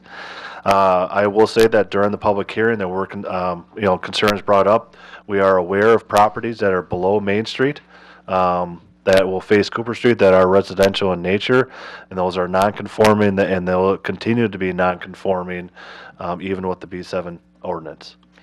Okay, by non-conforming, does that mean that they can't do anything with them now? If they're renting them now, that they can't continue? As long as the change of use does not occur, they can maintain what they are currently being utilized for. But if a redevelopment were to occur in the future, if somebody came forward with the project and they wanted to put residential on the main floor of Cooper Street, that's not there right now, that would not be permitted. Another concern that came up that I heard was also, like, if there was a fire, that whatever the new stuff would have to, if they couldn't go back to the way it was, like say it was an apartment building or a business and with apartments above, it couldn't go back the way it was when the fire occurred. It would have to go the way this new B7 will be? That is correct. If it's a non-conforming use and it's destroyed over 50% of its assessed value, you would have to bring it into conformance unless it was a natural cause like a tornado or a hurricane that actually knocked it out or knocked the building out. A natural cause will actually permit it to be brought back to an existing use in the existing footprint. But if there's other forms, that destroy the building past 50% of its assessed value, state law only allows you would have to bring it into conformance with the B7 district at that time. Okay. But remember though, Lori, I just want to correct you again. This is unchanged. This is the same rule that it was before under the B2. By approving of the B7, it's the same rule. So if you don't agree with this ordinance, if they're still considered non-conforming under B2. It doesn't change that, okay? It appeared as though, or from the people I talked to, that they had no idea that they were not conforming with the list of people that you had sent, and the ones that contacted me, that they did not understand at all that they were not conforming. This was like, it was the first time they had heard that. And then there was also the issue about the flood insurance and the floodplain. Mm-hmm. And was there did anybody question that? Because again, though, we could talk about the flood insurance and we can talk about the non-conforming, but it has nothing to do with the change from B2 to B7. Okay. Those are all been in place already a long time. How long has the B2 been in? He said 1960s. The first zoning ordinance was here in the 60s. It was modified in the 70s and 80s. There was a amendment done in 2005. There was but it's been consistent throughout. Okay, so I'm okay with you asking the questions, but don't forget that this has nothing to do with it. If we don't approve the B7 zoning, they're still non-conforming, and we still have the floodplain issue that's going on in the backside of that. Okay. This doesn't fix that.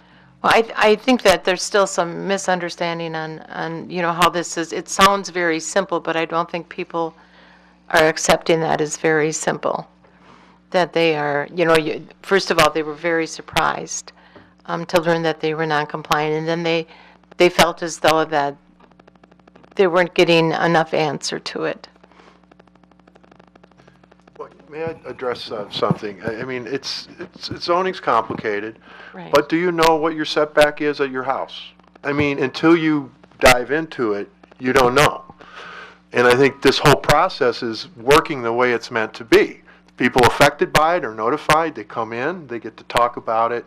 And I don't know if the mayor mentioned, this is really zoning is providing an additional development opportunity that is not existing in that downtown area on the east side. So it is actually enhancing the opportunity to develop their buildings. And then just one other thing so everybody knows, a non-conforming use, make sure you keep renters in there for, if you're going to keep doing it on those floors, because if they're vacant for more than a year, then the non-conforming use stops. So that is a trigger. A 1 year, if it goes uninhabited for 1 year, then that's a trigger. Because there was concern that that people were going to lose the ability to rent their basement apartments and things like that. So. Okay. Maybe explain that again as simply as you can about the change from the B2 to the B7. All it does is it expands the opportunities within the downtown for individuals or property owners to construct a live-work scenario where that would be a minimum 35% commercial space on the front, and the remainder could be residential in nature on the main level of Main Street. That would accommodate the ability to have a shared wall between the two uses, so that you would not be required to have two ingress or egress exits per unit. And in that scenario, underneath the special use permit, again, the business is tangential to the property owner that owns the property and lives in the rear of the building. The B7 also did provide, as we worked through this process and worked with the Planning Commission, an as-of-right use, which does not require a special use permit, would allow the property owner to divide the floor plate, minimum 50-50 split, rent out the front to a business that is opposite or somebody else that's not associated with them, and they would be permitted to live in the rear of the building. In that scenario, you'd be required to have two ingress-egress exits per unit.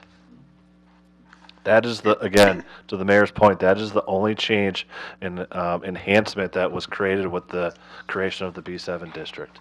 It also did, honestly, the property, there's one other property, Mr. Dave Shambo's building. We also did accommodate multifamily development in the downtown, so that is another enhancement that was provided to the downtown area with the creation of the B7 district last October.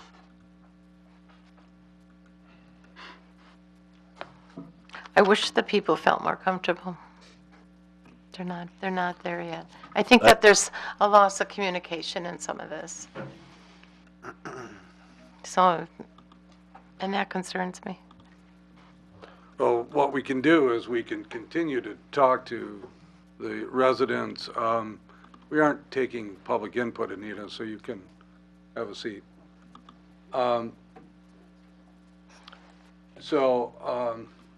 What we are basically talking about here is, I lost my train of thought, I'm sorry.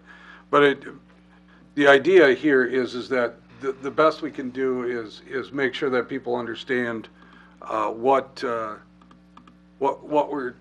ultimate goal was here, and the ultimate goal is to get storefronts filled on Main Street. And we had a request for somebody to do a live work on the main floor, and lo and behold, our ordinance doesn't allow that. And so we came up with this B7 zoning that does allow it on a less than 50-50 basis. You can, with a special use permit, if you do 50-50, you don't need the special use permit, but you need to have an ingress and an egress for each unit. So, again, I think it's too bad that you think that people are concerned that the city's trying to pull one over on them, but quite honestly, what the city's trying to do is to help enhance the downtown area. Maybe just some Dave, go ahead. I just asked because of a memo I got from Mr. Shamble. If his building had burned down 10 years ago, could not rebuild an apartment building because it was non-conforming? Mr. Dave Shamble's building is actually currently zone B3, so he would be permitted, even that was a spot zone. I don't know how that happened years ago, and that's beside the point, but it is zone B3. Until this ordinance is enacted, it's zone B3 currently, which would permit multifamily development on that parcel. Thank you. And then that will change with the B7. It will change to the B7, but that was a concern that was brought up during the creation of the B7 district, and therefore we did permit the opportunity to have multifamily development in the downtown area, which would be a special use permit because with the passing of this ordinance, because since Dave's building is existing there, he's already grandfathered. He already will receive a special use permit as part of that process. There was another question about 5 employees on a specific location at one time. Where did that come from? That is for the live work requirements that came from the state when we investigated live work within the state statutes and building codes. That was a requirement that was found through the building codes that we found with the state of Wisconsin. And are people able to see these codes that are introduced into here through the state? I know that they were told they should look on their own, but is there something more readily available to them? If anyone inquires, I can certainly send them to send an email to them. But they are published online at the State Departments of Public Safety. But I can certainly, if someone inquires, I can certainly provide that. So they should inquire to you to get copies of that? That is correct. Anita, I'm sorry to cut you off. Are you still here? Yes. If you'd like to say something. Keep it brief, though, please. Anita Olson. I live at N3541 Anderson Road. I have a business on Main Street. My question is, what will happen with a new owner of a building? Will anything change? Will the occupants who are living there not in a non-conforming way, will they be able to continue to have occupants in those apartments? Or does this ordinance only pertain to the people who are the current owners? Because I think we need to think about the future 10, 15, 20 years from now. So let's explain a little bit more what your question is so that I understand. Are you talking about second floor residents? I'm talking about Or lower level that are non-conforming, and now I purchased this building thinking I could have the same rental. Can I? You were purchasing the building with the understanding that it is non-conforming, and as long as you do not change the use of that and you maintain residence down there, then you can sustain that. However, as Henry mentioned earlier this evening, if a use is gone for 12 months, then you cannot bring that back. And do the realtors in town know that as they're selling businesses? Or could I be not aware of that as I buy a new property on that side of the street across from me? How will the public know Well, in the this? listing, it will list the zoning, designation, and I think it's incumbent upon the buyer to understand that. And To it's ask just it, that, you know, yeah, just, to yeah, ask. you know, come to This is City Hall. and- non-conforming, but as long as I have somebody in there and they're never vacant for longer than 11 months, I can just keep renting in a non-conforming Well, and I way. think the realtor representing the owner should make every effort to provide information to make, so that buyer can make a decision. Okay. Again, I want to go back to what I said at the beginning. This really has nothing to do with the ordinance tonight. This is unchanged. This is the same as it was before.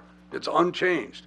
I understand you want to know how this works. That's what many of the people But it has nothing to do with the change from the B2 to the B7. Which was really what many of the people were concerned about. And Okay. just asking again. But it is unchanged.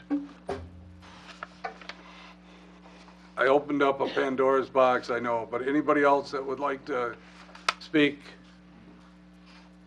Go ahead.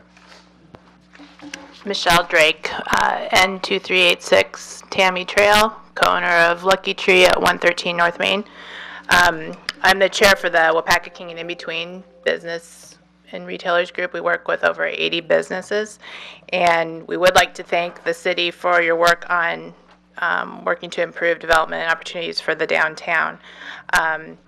One question that we have is if the members of the council have seen the minutes or looked at video from the planning meeting, because as the mayor mentioned, we did spend a lot of time asking questions and bringing up various points having to do with the ordinance. And so we feel it would be really important for you to see that rather than spend a whole nother hour and 45 minutes going over it again, because we already brought all this stuff up. So I think that would be important. And then we feel that we'd like to see it possibly go back to the Planning Commission for further discussion having to do with the rentals. We understand what was brought up right here with having the owner have like a shop or something in the front and living in the back, but the ordinance does not allow for, let's say an investor wants to come in and buy a building and have a couple of spaces on the main level be this live rent situation or live work situation where you have like a gallery or something in the front and then that artist lives in the back. That currently would not work under this ordinance. So that's what we just wanted the discussion to happen around that particular topic. Thank you. Yeah, go ahead. Well, I think staff has heard that point loud and clear, but I think there's some kind of balance to move on trying to accommodate the actual project before us with the idea that we can monitor this. You know, if you come in, let's look at, you want to redevelop Churchill Street, the corner of Churchill and School Street, the old Jansen's restaurant. Well, you know, we have a comprehensive plan and it says, well, this area is going to be this. Well, if you come in and want to do something that's not quite fits that proposed land use or desired land use, we would go through and amend our comprehensive plan, and we do it concurrently. If the project is something that's meritorious and it's a good project, we want to happen. So I could almost see that happening in this case. The example you just described, if somebody brought that to us in 6 months, we'd look at it, evaluate it, and then we could do something very similar. And it would take a couple more meetings, but we could do that in concert. It just seems like to go ahead and alter the ordinance for a future point that we don't even know we need or we have to have. I mean, the live work, to Tammy and Rick's credit, really pushed us to think out of the box on that. And it was their project that made us look at that. So I can see something very similar happening in the future, because we don't want to limit property owners' possibilities, I guess. And I think that was the judgment, at least at our level, that we had at our development review team, to kind of keep this moving forward, because the Walters have been very patient. They'd like to get some resolution, I hope, to this, so they could keep moving on their project. So that's kind of our thinking on it when you discuss this next time at council, when you try to adopt the ordinance. May I speak to that? You can. Tammy Wolter, E2537 Spencer Lake Road. I own 112 North Main. Thank you for all the work you've done and the time you've spent listening to us. Henry, I would want to direct this at the comments that you just made. It would directly impact us and our project if we were to say, let's wait and fix this so that we don't have to have someone who would come up in 6 months say that they want to do this new thing. I would be happy to delay our project to get this right out of the gate. I really think it's a problem to say that later on we're going to let somebody come in and then say, well, it would just take a couple meetings. We were told over a year ago that it would just take a couple meetings, and here's where we are. So I would like this to be done right the first time, and that we not do a reading tonight, that we send it back to the Plan Commission and try to edit this and make it right. I think people were unclear about some of the details of it, and I think it would be good to revisit that. Thank you. Well, let me correct. We are having the first reading tonight, and it will go to City Council at the next meeting. If the City Council decides not to vote on it at the second reading and recommends it go back to City Planning, then it would go back to City Planning, and then we would be talking June City Planning meeting if that was the case. So just let me correct what you said there. Brennan, go ahead. I'd like to also address that if it does, or if there was any consideration to send it back to Planning Commission, you're talking at least a minimum 2 to 3 months if we were to amend, because we have to go back through the process and amend the ordinance again. In addition to the project you have next coming up on your agenda this evening, the special use permit, if you were to consider, that's already been a publicized notice. I can't change that. Application has already been published in the newspaper. If you expand that scope or provide other alternatives, a new application would have to be submitted to the city, because the application that came in front of us was for a live work. But if there's further consideration or they'd like to change their project, that would have to be a new application and would restart the process over again. Okay. So again, this was the first reading. Tonight, this will be at your May meeting, which is what? May 1st. May 1st, okay. And at that time, council, I would advise you, as was suggested to you, obviously, if you'd like to hear more about the comments that happened at City Planning Commission, listen to the minutes of the meeting, and I think most of it got discussed tonight as we talk. But again, if you have other questions, we obviously will have that open to the council at the next meeting. But I think that's, Eric, Eric sits on City Planning Commission, and Alan, were you? I can't remember. Yeah, I missed the last Yeah, meetings. okay. So Eric was there too, that's pretty much, and Justin was there too. Your understanding? Okay. Okay. And Mary was there also, that's right, in the audience. Okay. So let's move on then. Next is the special use permit for 112 North Main Street. Tammy Walter is the owner agent. And Brennan, you want to explain this to us? Yep. Thank you, Mayor, members of council. This item starts on page 168 of your packet. This is the special use permit that was submitted by the applicant to construct a live-work type of project at 112 North Main Street. The conditions that are that were identified on page 169 are straight out of the ordinance that was adopted by the council last year in October. There were a couple comments or concerns that were brought forward by the applicant during the Plan Commission meeting last week, and I would like to just address those this evening at the meeting. The first item would be, if we're on page 169 underneath the conditions, there was concerns regarding the utilities that are out there on the site. There is an existing utility pole that services their building, along with some of the other properties that surround them. That condition came from an effort for the city to clean up the backside of Main Street. I would say about 10 to 15 years ago, and I'm looking at Henry, the Main Street program along with the city initiated kind of a joint effort to clean up a lot of Cooper Street area, eliminate a lot of the utility poles and utilities that are out there. There was a concern brought forward by the applicant regarding our desire to have them bury their utilities. That is traditionally a standard condition that we implement on any types of new construction or redevelopment projects.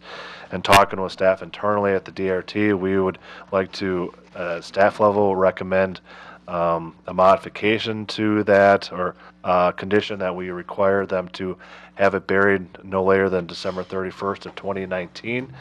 And talking with staff internally, we would like to come up with a cohesive and comprehensive look at that. There are a couple other property owners that are affected by the utility poles in the back, and we would like to work with the property owners and the business owners to come up with a collective decision on how to move forward with removing and burying the rest of those utilities that are behind some of those properties. So that is an amendment that we would like to bring forward this evening.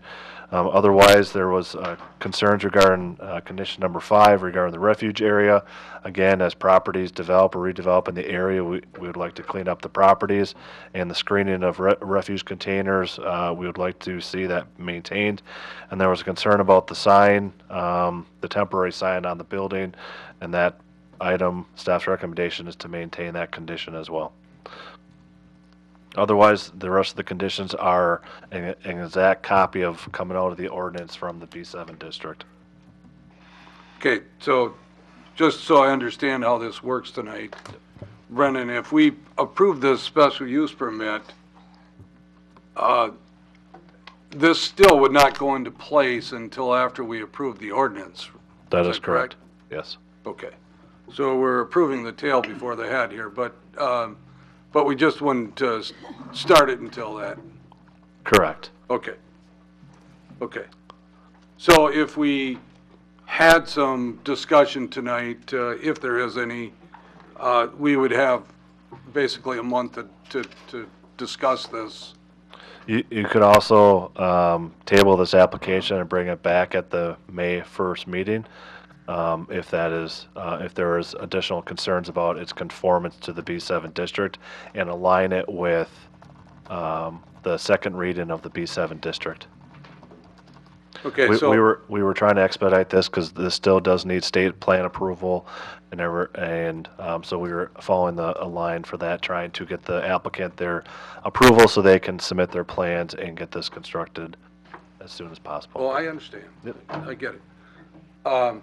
Okay, so this is a request for a special use permit by Tammy and Rick Walters for their property, but obviously this is the special use permit procedure that you would follow basically for this B7 zoning. Now, there would be, and you know this from past practice, when we have projects in town, staff always makes recommendations to you on things that they would like to see that are part of a special use permit. And those are obviously discussed by staff as well, and they talk to the property owners and try to come up with a common ground, if you say, and they don't always come up with a common ground, but that's the idea. So with that said, I'm inclined to say that we table the special use permit request, but I would like to have City Council hear if there are any concerns from the request of the Walters to have this special use permit, if there's anything in there that you have concerns with at this time, so that council understands where we are at this time with that. So, Tammy or Rick, are you interested at this time, or?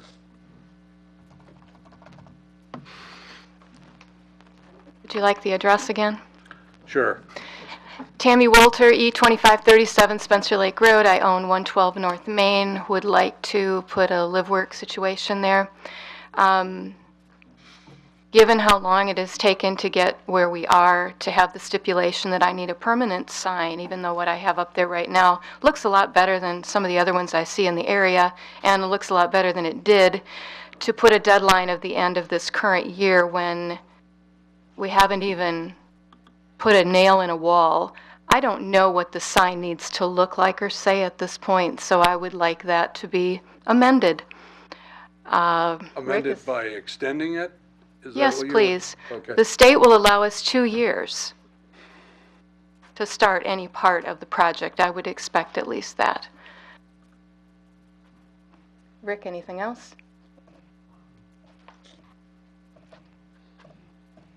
Rick Walter, E2537 Spencer Lake Road. Mayor, council members, just a quick thing on the general conditions. I addressed this at the Plan Commission meeting, but the things that we would want to see addressed going forward would be under the special use, the definition of artisanal business in the context of the definitions, and I know this may sound like we're just fighting over words, but it's possible that artisanal may not include the type of business or artistry that Tammy is. Now, it's listed underneath it as part of, within the jewelry, but if you went to the federal definitions and how this is developed, there is artisanal and there are definitions for artist, and they are different, and words do mean things. So as we go forward and maybe trying to continue this conversation for economic development's sake for downtown, these are some of the details that I think are coming clear to us now as far as going forward.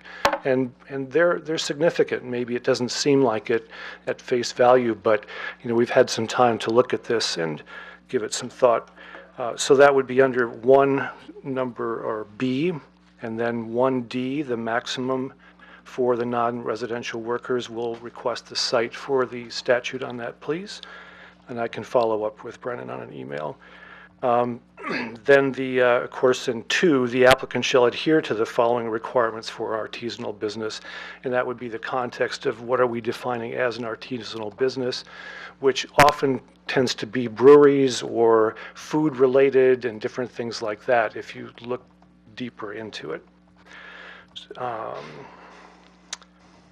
So, and then the utility situation there, it's like the plan, do you know, council members or mayor, when the back Cooper Street plan is introduced, are those power lines something that are going to be considered at that time to deal with as a project? So that would be, if we can put off till then, perhaps then all of that, and maybe even the power company might willing to take care of it at that time. We don't know. Our staff recommendation, and speaking with staff this morning, was extending the deadline to 2019 and cooperating with all business owners. It is desired by the city, again, to continue to move forward with the cleaning up of Cooper Street. So that's why we are recommending an amendment that extends it to 2019 and work with all the property owners that are affected by the 2 power poles that are in the rear of those properties, and find a common solution that we can get to from a cost sharing standpoint, to bury the rest of those lines, very similar to what the city initiated, about 15 years ago when the first phase of the cleanup in the back of Cooper Street occurred. Thank you. And then, as we've stated before, in 1B, the context of renting of the unit to be prohibited. Again, now that we're this close to what we understand this to be, and I would have loved to have more of the building owners in the conversation last year going into the October 3rd meeting that we were at. That would have been prudent for the language and standing in about it at that time. For some reason, they didn't know about that, and I can't address that, but it would have saved us some time, correct? So it would seem to me that in the prudence of economic development, there is an opportunity here to think, again, a little further about this, to say, how can we get investors? And since this has come up, it's been very curious how many people have said that they're interested in those buildings and that they want to develop them. So it's the buzz is out there that this could be something that's very exciting. But there is this caveat to saying, well, if you want an artisan or an artist there, and they would want to do the live work, they would never afford the building. And I know we've had this conversation. But now the building owners are hearing that conversation for the first time since the ordinance was passed in October. So again, very appreciative of the conversation. We have to invite the community, the building owners, back into that conversation to further the opportunities here. And I think we're all very, intelligent, sensible people about this. And yes, we want to get this done. We wanted this done a long time ago. But given the stakes, we're willing to hold off to get it right the first time. I mean, that would be our sacrifice in a sense. But we love the community, and the community has been very good to us since we've been here. And so it's the give and take, it's the conversations. It's something that we've become a bit passionate about, getting the bigger picture and seeing the investment of time, money, and effort that all of you have put into this. So thank you for your time and consideration on this matter. Thank you. Thank you. I do want to mention one thing about what you were just talking about, letter B, which was dealing with the live work, where the owner lives in the back and then there would be the storefront in the front that could be rented out. And I had the same questions you did, and I've had staff tell me a couple of reasons why they believe it should be this way. So I think you need to have that discussion with them, because they have convinced me that that this is probably appropriate right now. So I think that's a discussion you could continue to have if council decides to table the special use permit request for tonight and bring it back at our May 1st meeting. So anybody that would like to? Sounds good to me. Okay, we have a motion by Mayo. To do what? To table. To table. Yes. Second. Second by Keelan, that we table the request for the special use permit and bring this back to our May 1st city council meeting. Do we already have a motion on the floor? No. No. No, we don't. Any discussion? All in favor signify by saying aye. Aye. Against? Motion carried. I got to tell you that at the City Planning Commission, it was really nice to see the amount of people that were at there, and I thought it was a good discussion that night, and I think hopefully there is a better understanding of what we're trying to do here, and as we move forward. So it's not perfect, but it's working in the right direction, obviously. Thank you. All right, let's move on. We have another ordinance. You sat this long, you could sit for the rest of the meeting.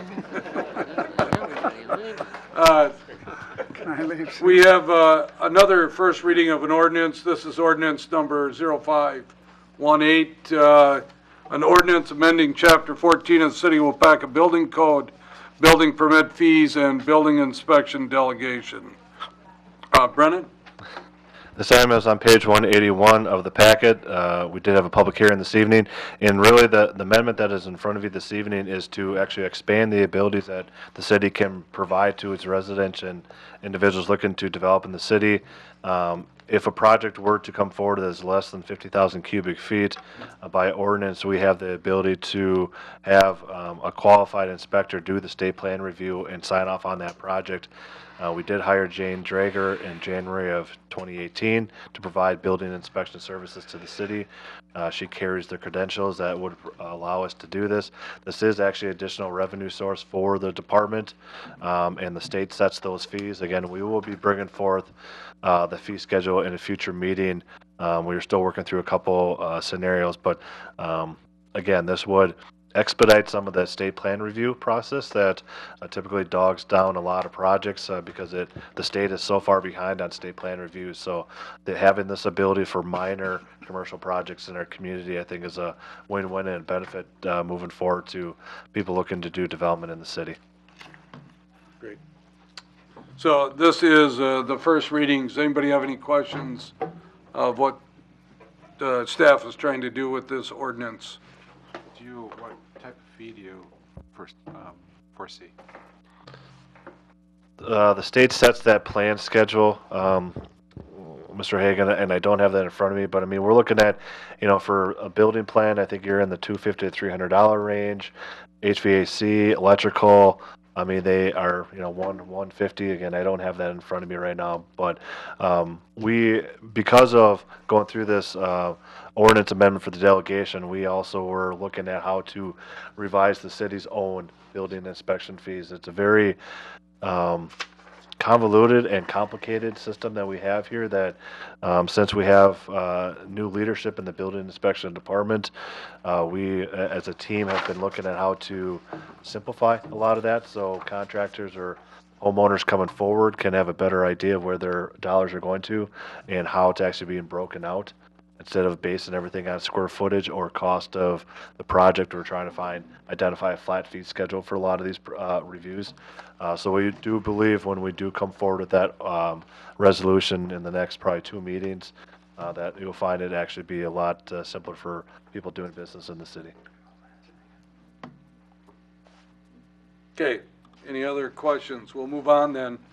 We have another first reading of an ordinance. This is ordinance number 0618, an ordinance to create Chapter 26, Regulation of Animals. And again, this is the first reading. We did have a public hearing on both of these beforehand that I forgot to mention, and we did not have anybody speak for or against either one of these ordinances at that time. Brendan, you want to just touch real quick on these? This item is on my memo starts on page 183, but this was basically a follow-up of work that the City Planning Commission and staff did in late 2016 and 2017 as we were being inundated with different requests for chickens, potbelly pigs, and other animals. We also had multiple violations that were found within the community for people that were harvesting and breeding, for instance, rabbits on properties. So when we did a cohesive and collective review of all the city's ordinances, how it regulates animals, it was best felt by the Planning Commission and staff to recommend one complete and cohesive ordinance and create Chapter 26. If you look on page 184, you can see that there's a multitude of existing ordinances in Chapter 9, 10, 12, 17, and 18 about regulation of animals in the community, whether it's in parks, whether it's by keeping of chickens, whether it's by pet and cat licenses in the city. So we felt having one complete consolidated ordinance was best for the community, and that is what we're presenting to you this evening for consideration. All right. Are there any changes to the verbiage? There are no changes in the sense of a lot of the existing items that are in the original Chapter 9, 10, 12. That's usually regulated by either the police department or by the clerk's office. If there's any changes, it was just an update to Chapter 17 and Chapter 17 mainly, regarding the chickens. And then I remember when we went through this process, we did update kind of what I believe it was domestic or what's the word I'm looking for here, Alan? Or the wild and exotic animals. We extended that list because there was some additional ones that we found that expanded that scope as well. Okay, thank you.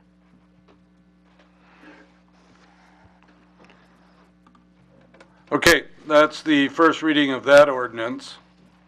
Brennan, you're still fired up here. We got 2 more to go. Yeah, downtown four-way stop pilot project. Your staff is proposing that they do a second pilot on the corners here of East Fulton Street, Fulton Street, Main Street, and Badger Street and Main Street from Memorial Day to Labor Day. That is correct. In continuing our downtown efforts and working with the Public Works Department, we did have that study last year in September and October and early November with the four-way stop. And We did do a survey and online survey as well, and it was about a 50-50 split. A bunch of the concerns that we did hear from the public and we received back in comments was we did the pilot project during the wrong time, not during the tourism season. Therefore, working with Justin's department, we would like to request that we do a second pilot program for 2018. We were looking at a 2 to 3 month scenario. We would like to extend it a little bit to really get a good understanding of what it does to our traffic patterns in the downtown area. Also understanding that this will be most likely during some of our construction around City Hall Square. So we are going to be closely monitoring that. If it does cause to be a concern, we will adjust it as needed. Working with the Public Works Department as well, we actually are going to put some additional stop signs out this year and actually narrow down some of the lanes so that we eliminate some of the additional free right-hand turns that people were making last year. This will include the elimination of the right turn lane on Fulton onto Main Street and also the right turn lane from Badger onto Main Street. We are also working with Justin's department about actually removing some of the other turn signals that are on Badger Street, I believe, for this time period, only to not confuse the individuals and truly try to make it a true four-way stop. We're not removing turn signals, we're removing the pavement marking, is what Brennan meant to say. So that was one of the comments that came up, was there's arrows in the pavement and the turn lanes. They were conflicting, confusing, so we will just be blasting those off like we did parking stalls over here. And yes, a few extra cones to prevent people stacking up in extra lanes that aren't actually there, and a few extra stop signs to help raise awareness. We will still have the flashing red at the stoplights as well, but again, we are putting in some additional lower height stop signs so that people fully aware that it's a four-way stop. We will be putting information out and running a second survey and working with the business owners as well to gain the input for this. Scott, you have a... Maybe I might suggest instead of the little orange cones that get run over, maybe those big orange barrels that they see on the main highways might be, well, more visible. That's the only, because I saw people with the cones kind of disregarding the cones.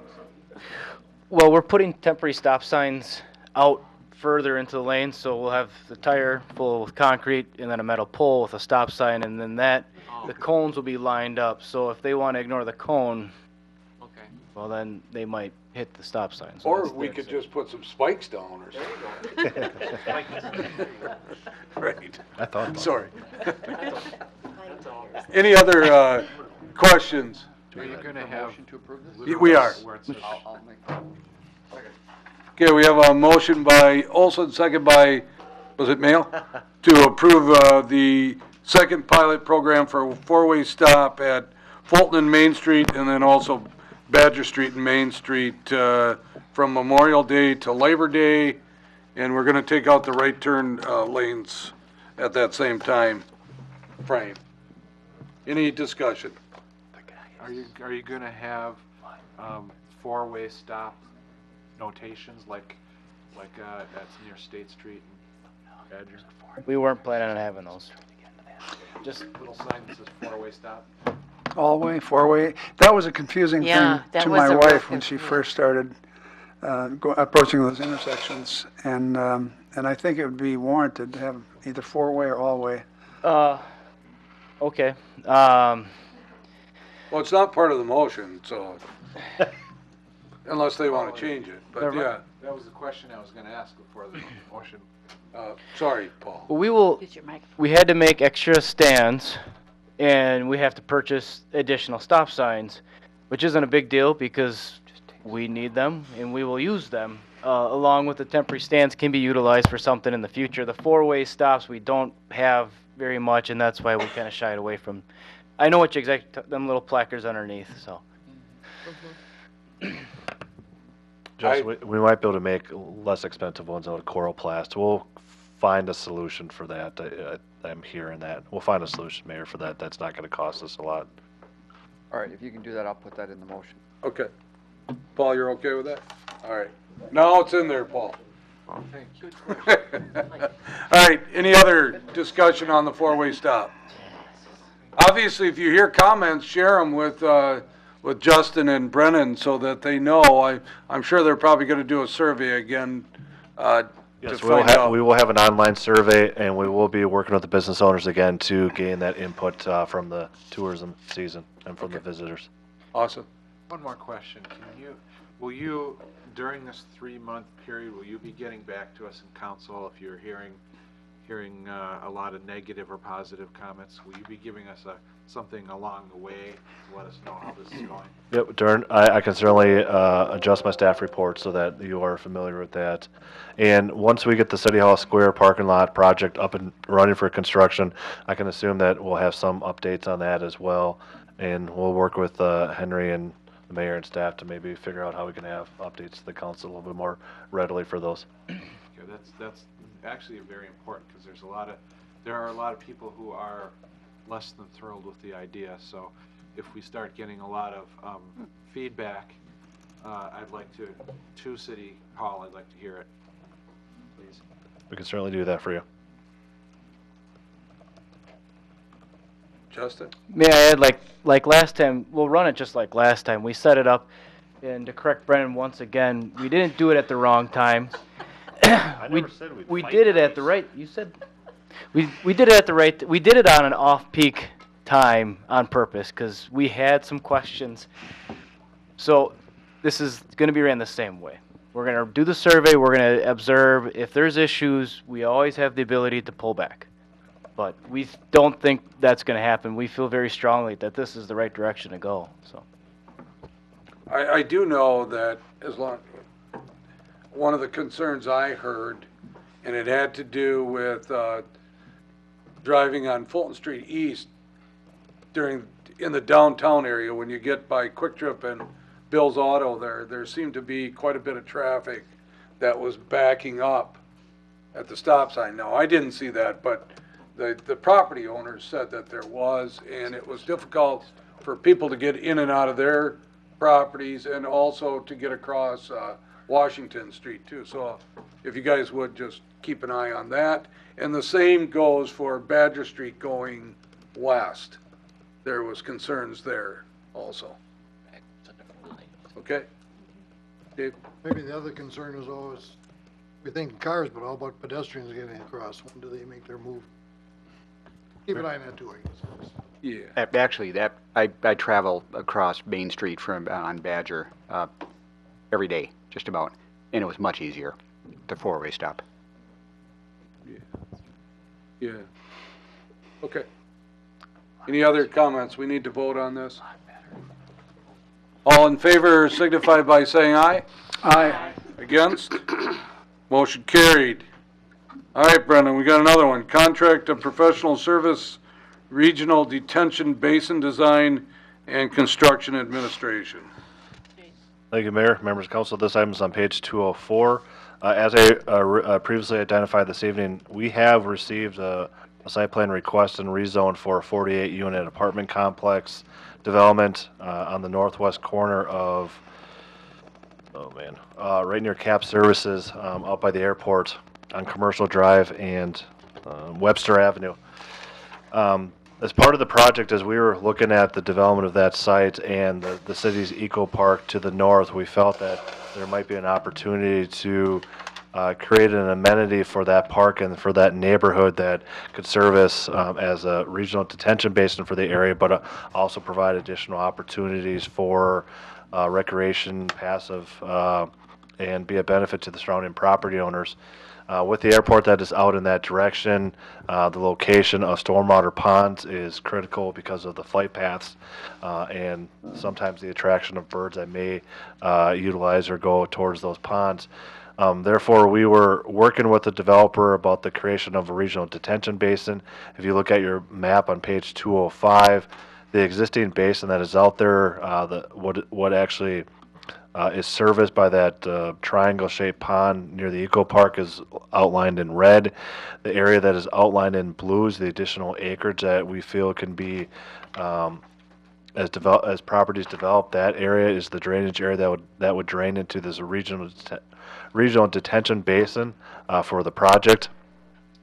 What we are proposing is, we did reach out to Strand Associates, who is our consultant engineer. And if you look on page 206, this is a concept of a plan.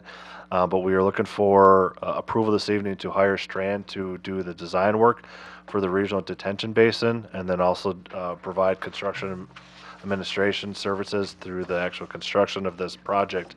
The pond would be, everything is actually being done by the city. It will be designed and constructed by the city utilizing TID number 8 funds for this project. We are working with the applicant and the developer for a cost share for a portion of that pond, and the remaining costs will be special assessed out to the property owners that would be served by this proposed regional detention basin. There's a lot of economic benefits by creating one regional detention basin, provides more opportunities for developable area, and reduces the expense and cost for developers to have to create their own individual retention ponds as development occurs over this area.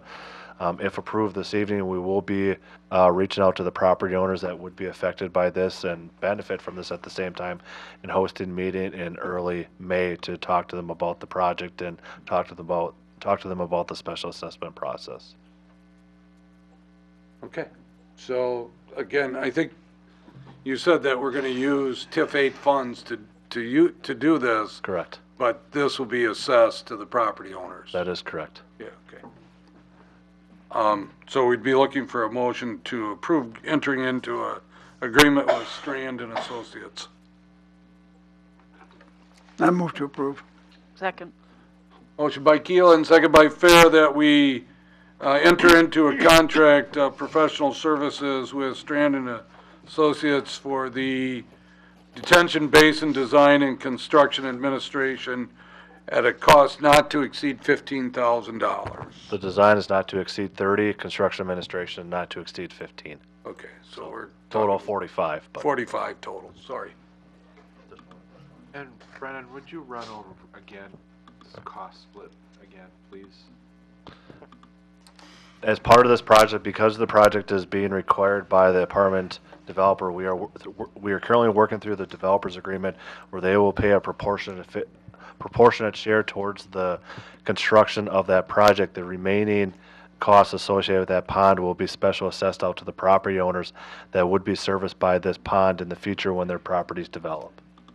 So proportionate being a percentage of what his project is in relation to the current property owners? Well, it does depend on how much this current developer would pay towards that, and that's still being negotiated. But, Okay. but the answer to that would be yes, based on what they would pay for it. Oh, okay. Yeah. We'll be looking at a per acre basis for the special assessment for properties that would be developed. Future property. Future property, Yeah. correct. Right. But current owners of the property. Yes, Scott. Explain real simply, the reason we need a bigger pond is why? Well, this, again, the permanent project is negotiate, or is the requirement for a pond that's going to be needed. Looking at the broader area of the area that we are looking at, it was staff's recommendation to create and construct the regional detention basin to accommodate this project and future development of the area. Moving the pond away from the airport and the runway helps meet some of those goals that the FAA has out for regional detention or any type of pond construction. In addition, it does actually open up more economic opportunities because it lessens the responsibility of the developer and it provides more space for construction to occur.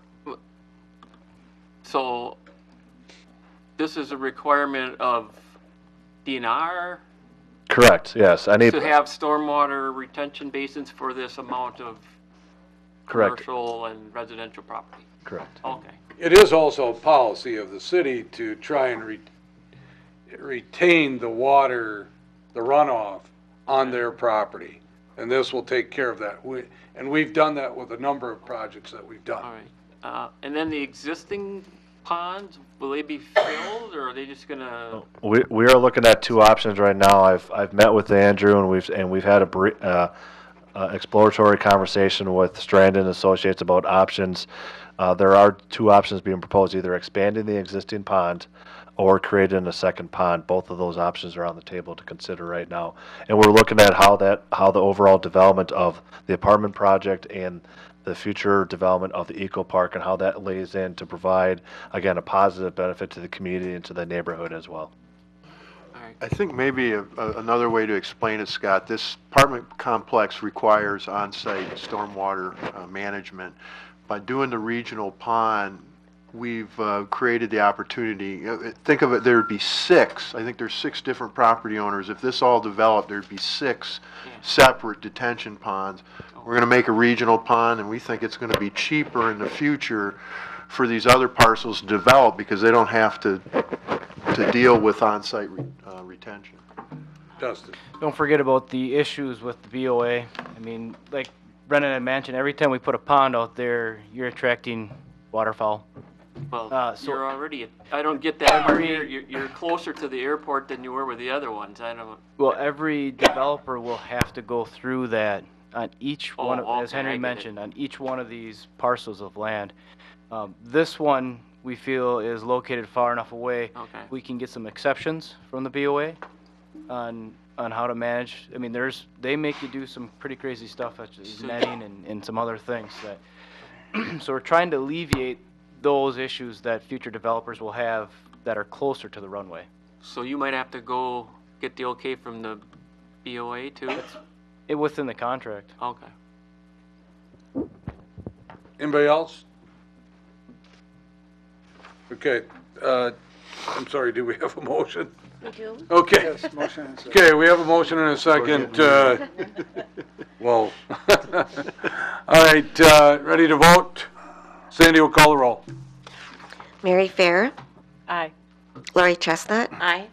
Dave Peterson, Aye. Paul Mayo, Aye. Chuck Whitman, Aye. Steve Hackett, Aye. Paul Hagan, Aye. Eric Olson, Aye.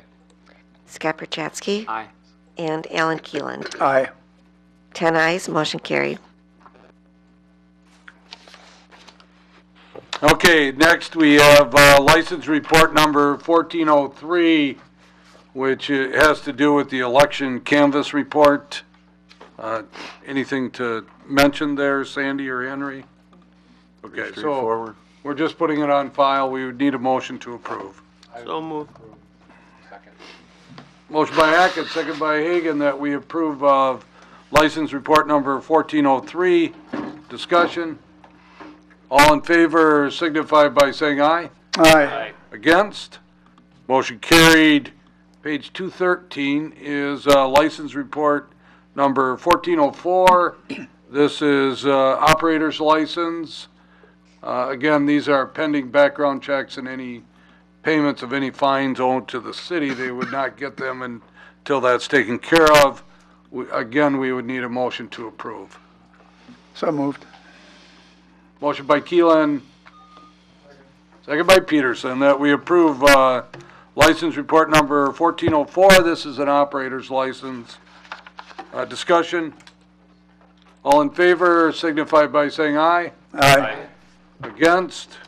Motion carried. Next up, we actually have a closed session plan for tonight.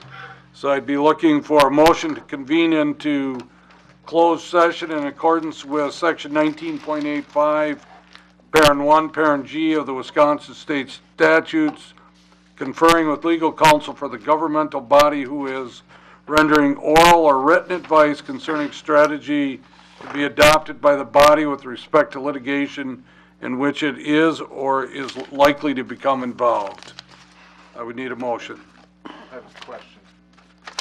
If our legal counsel isn't here, can we go in under that stat? Henry is going to handle it. Yeah. Move to go into closed session. Second. Motion by Olson, second by Keelan, that we go into closed session according to section 19.85, parent 1, parent G. Any discussion? Sandy will call the roll. Paul Hagan, Scott Perchatsky, Aye. Eric Olson, Aye. Dave Peterson, Paul Mayo, Aye. Alan Keeland. Aye. Chuck Whitman. Aye. Steve Hackett. Aye. Lori Chestnut. Aye. And Mary Fair. Aye. 10 ayes, motion carried.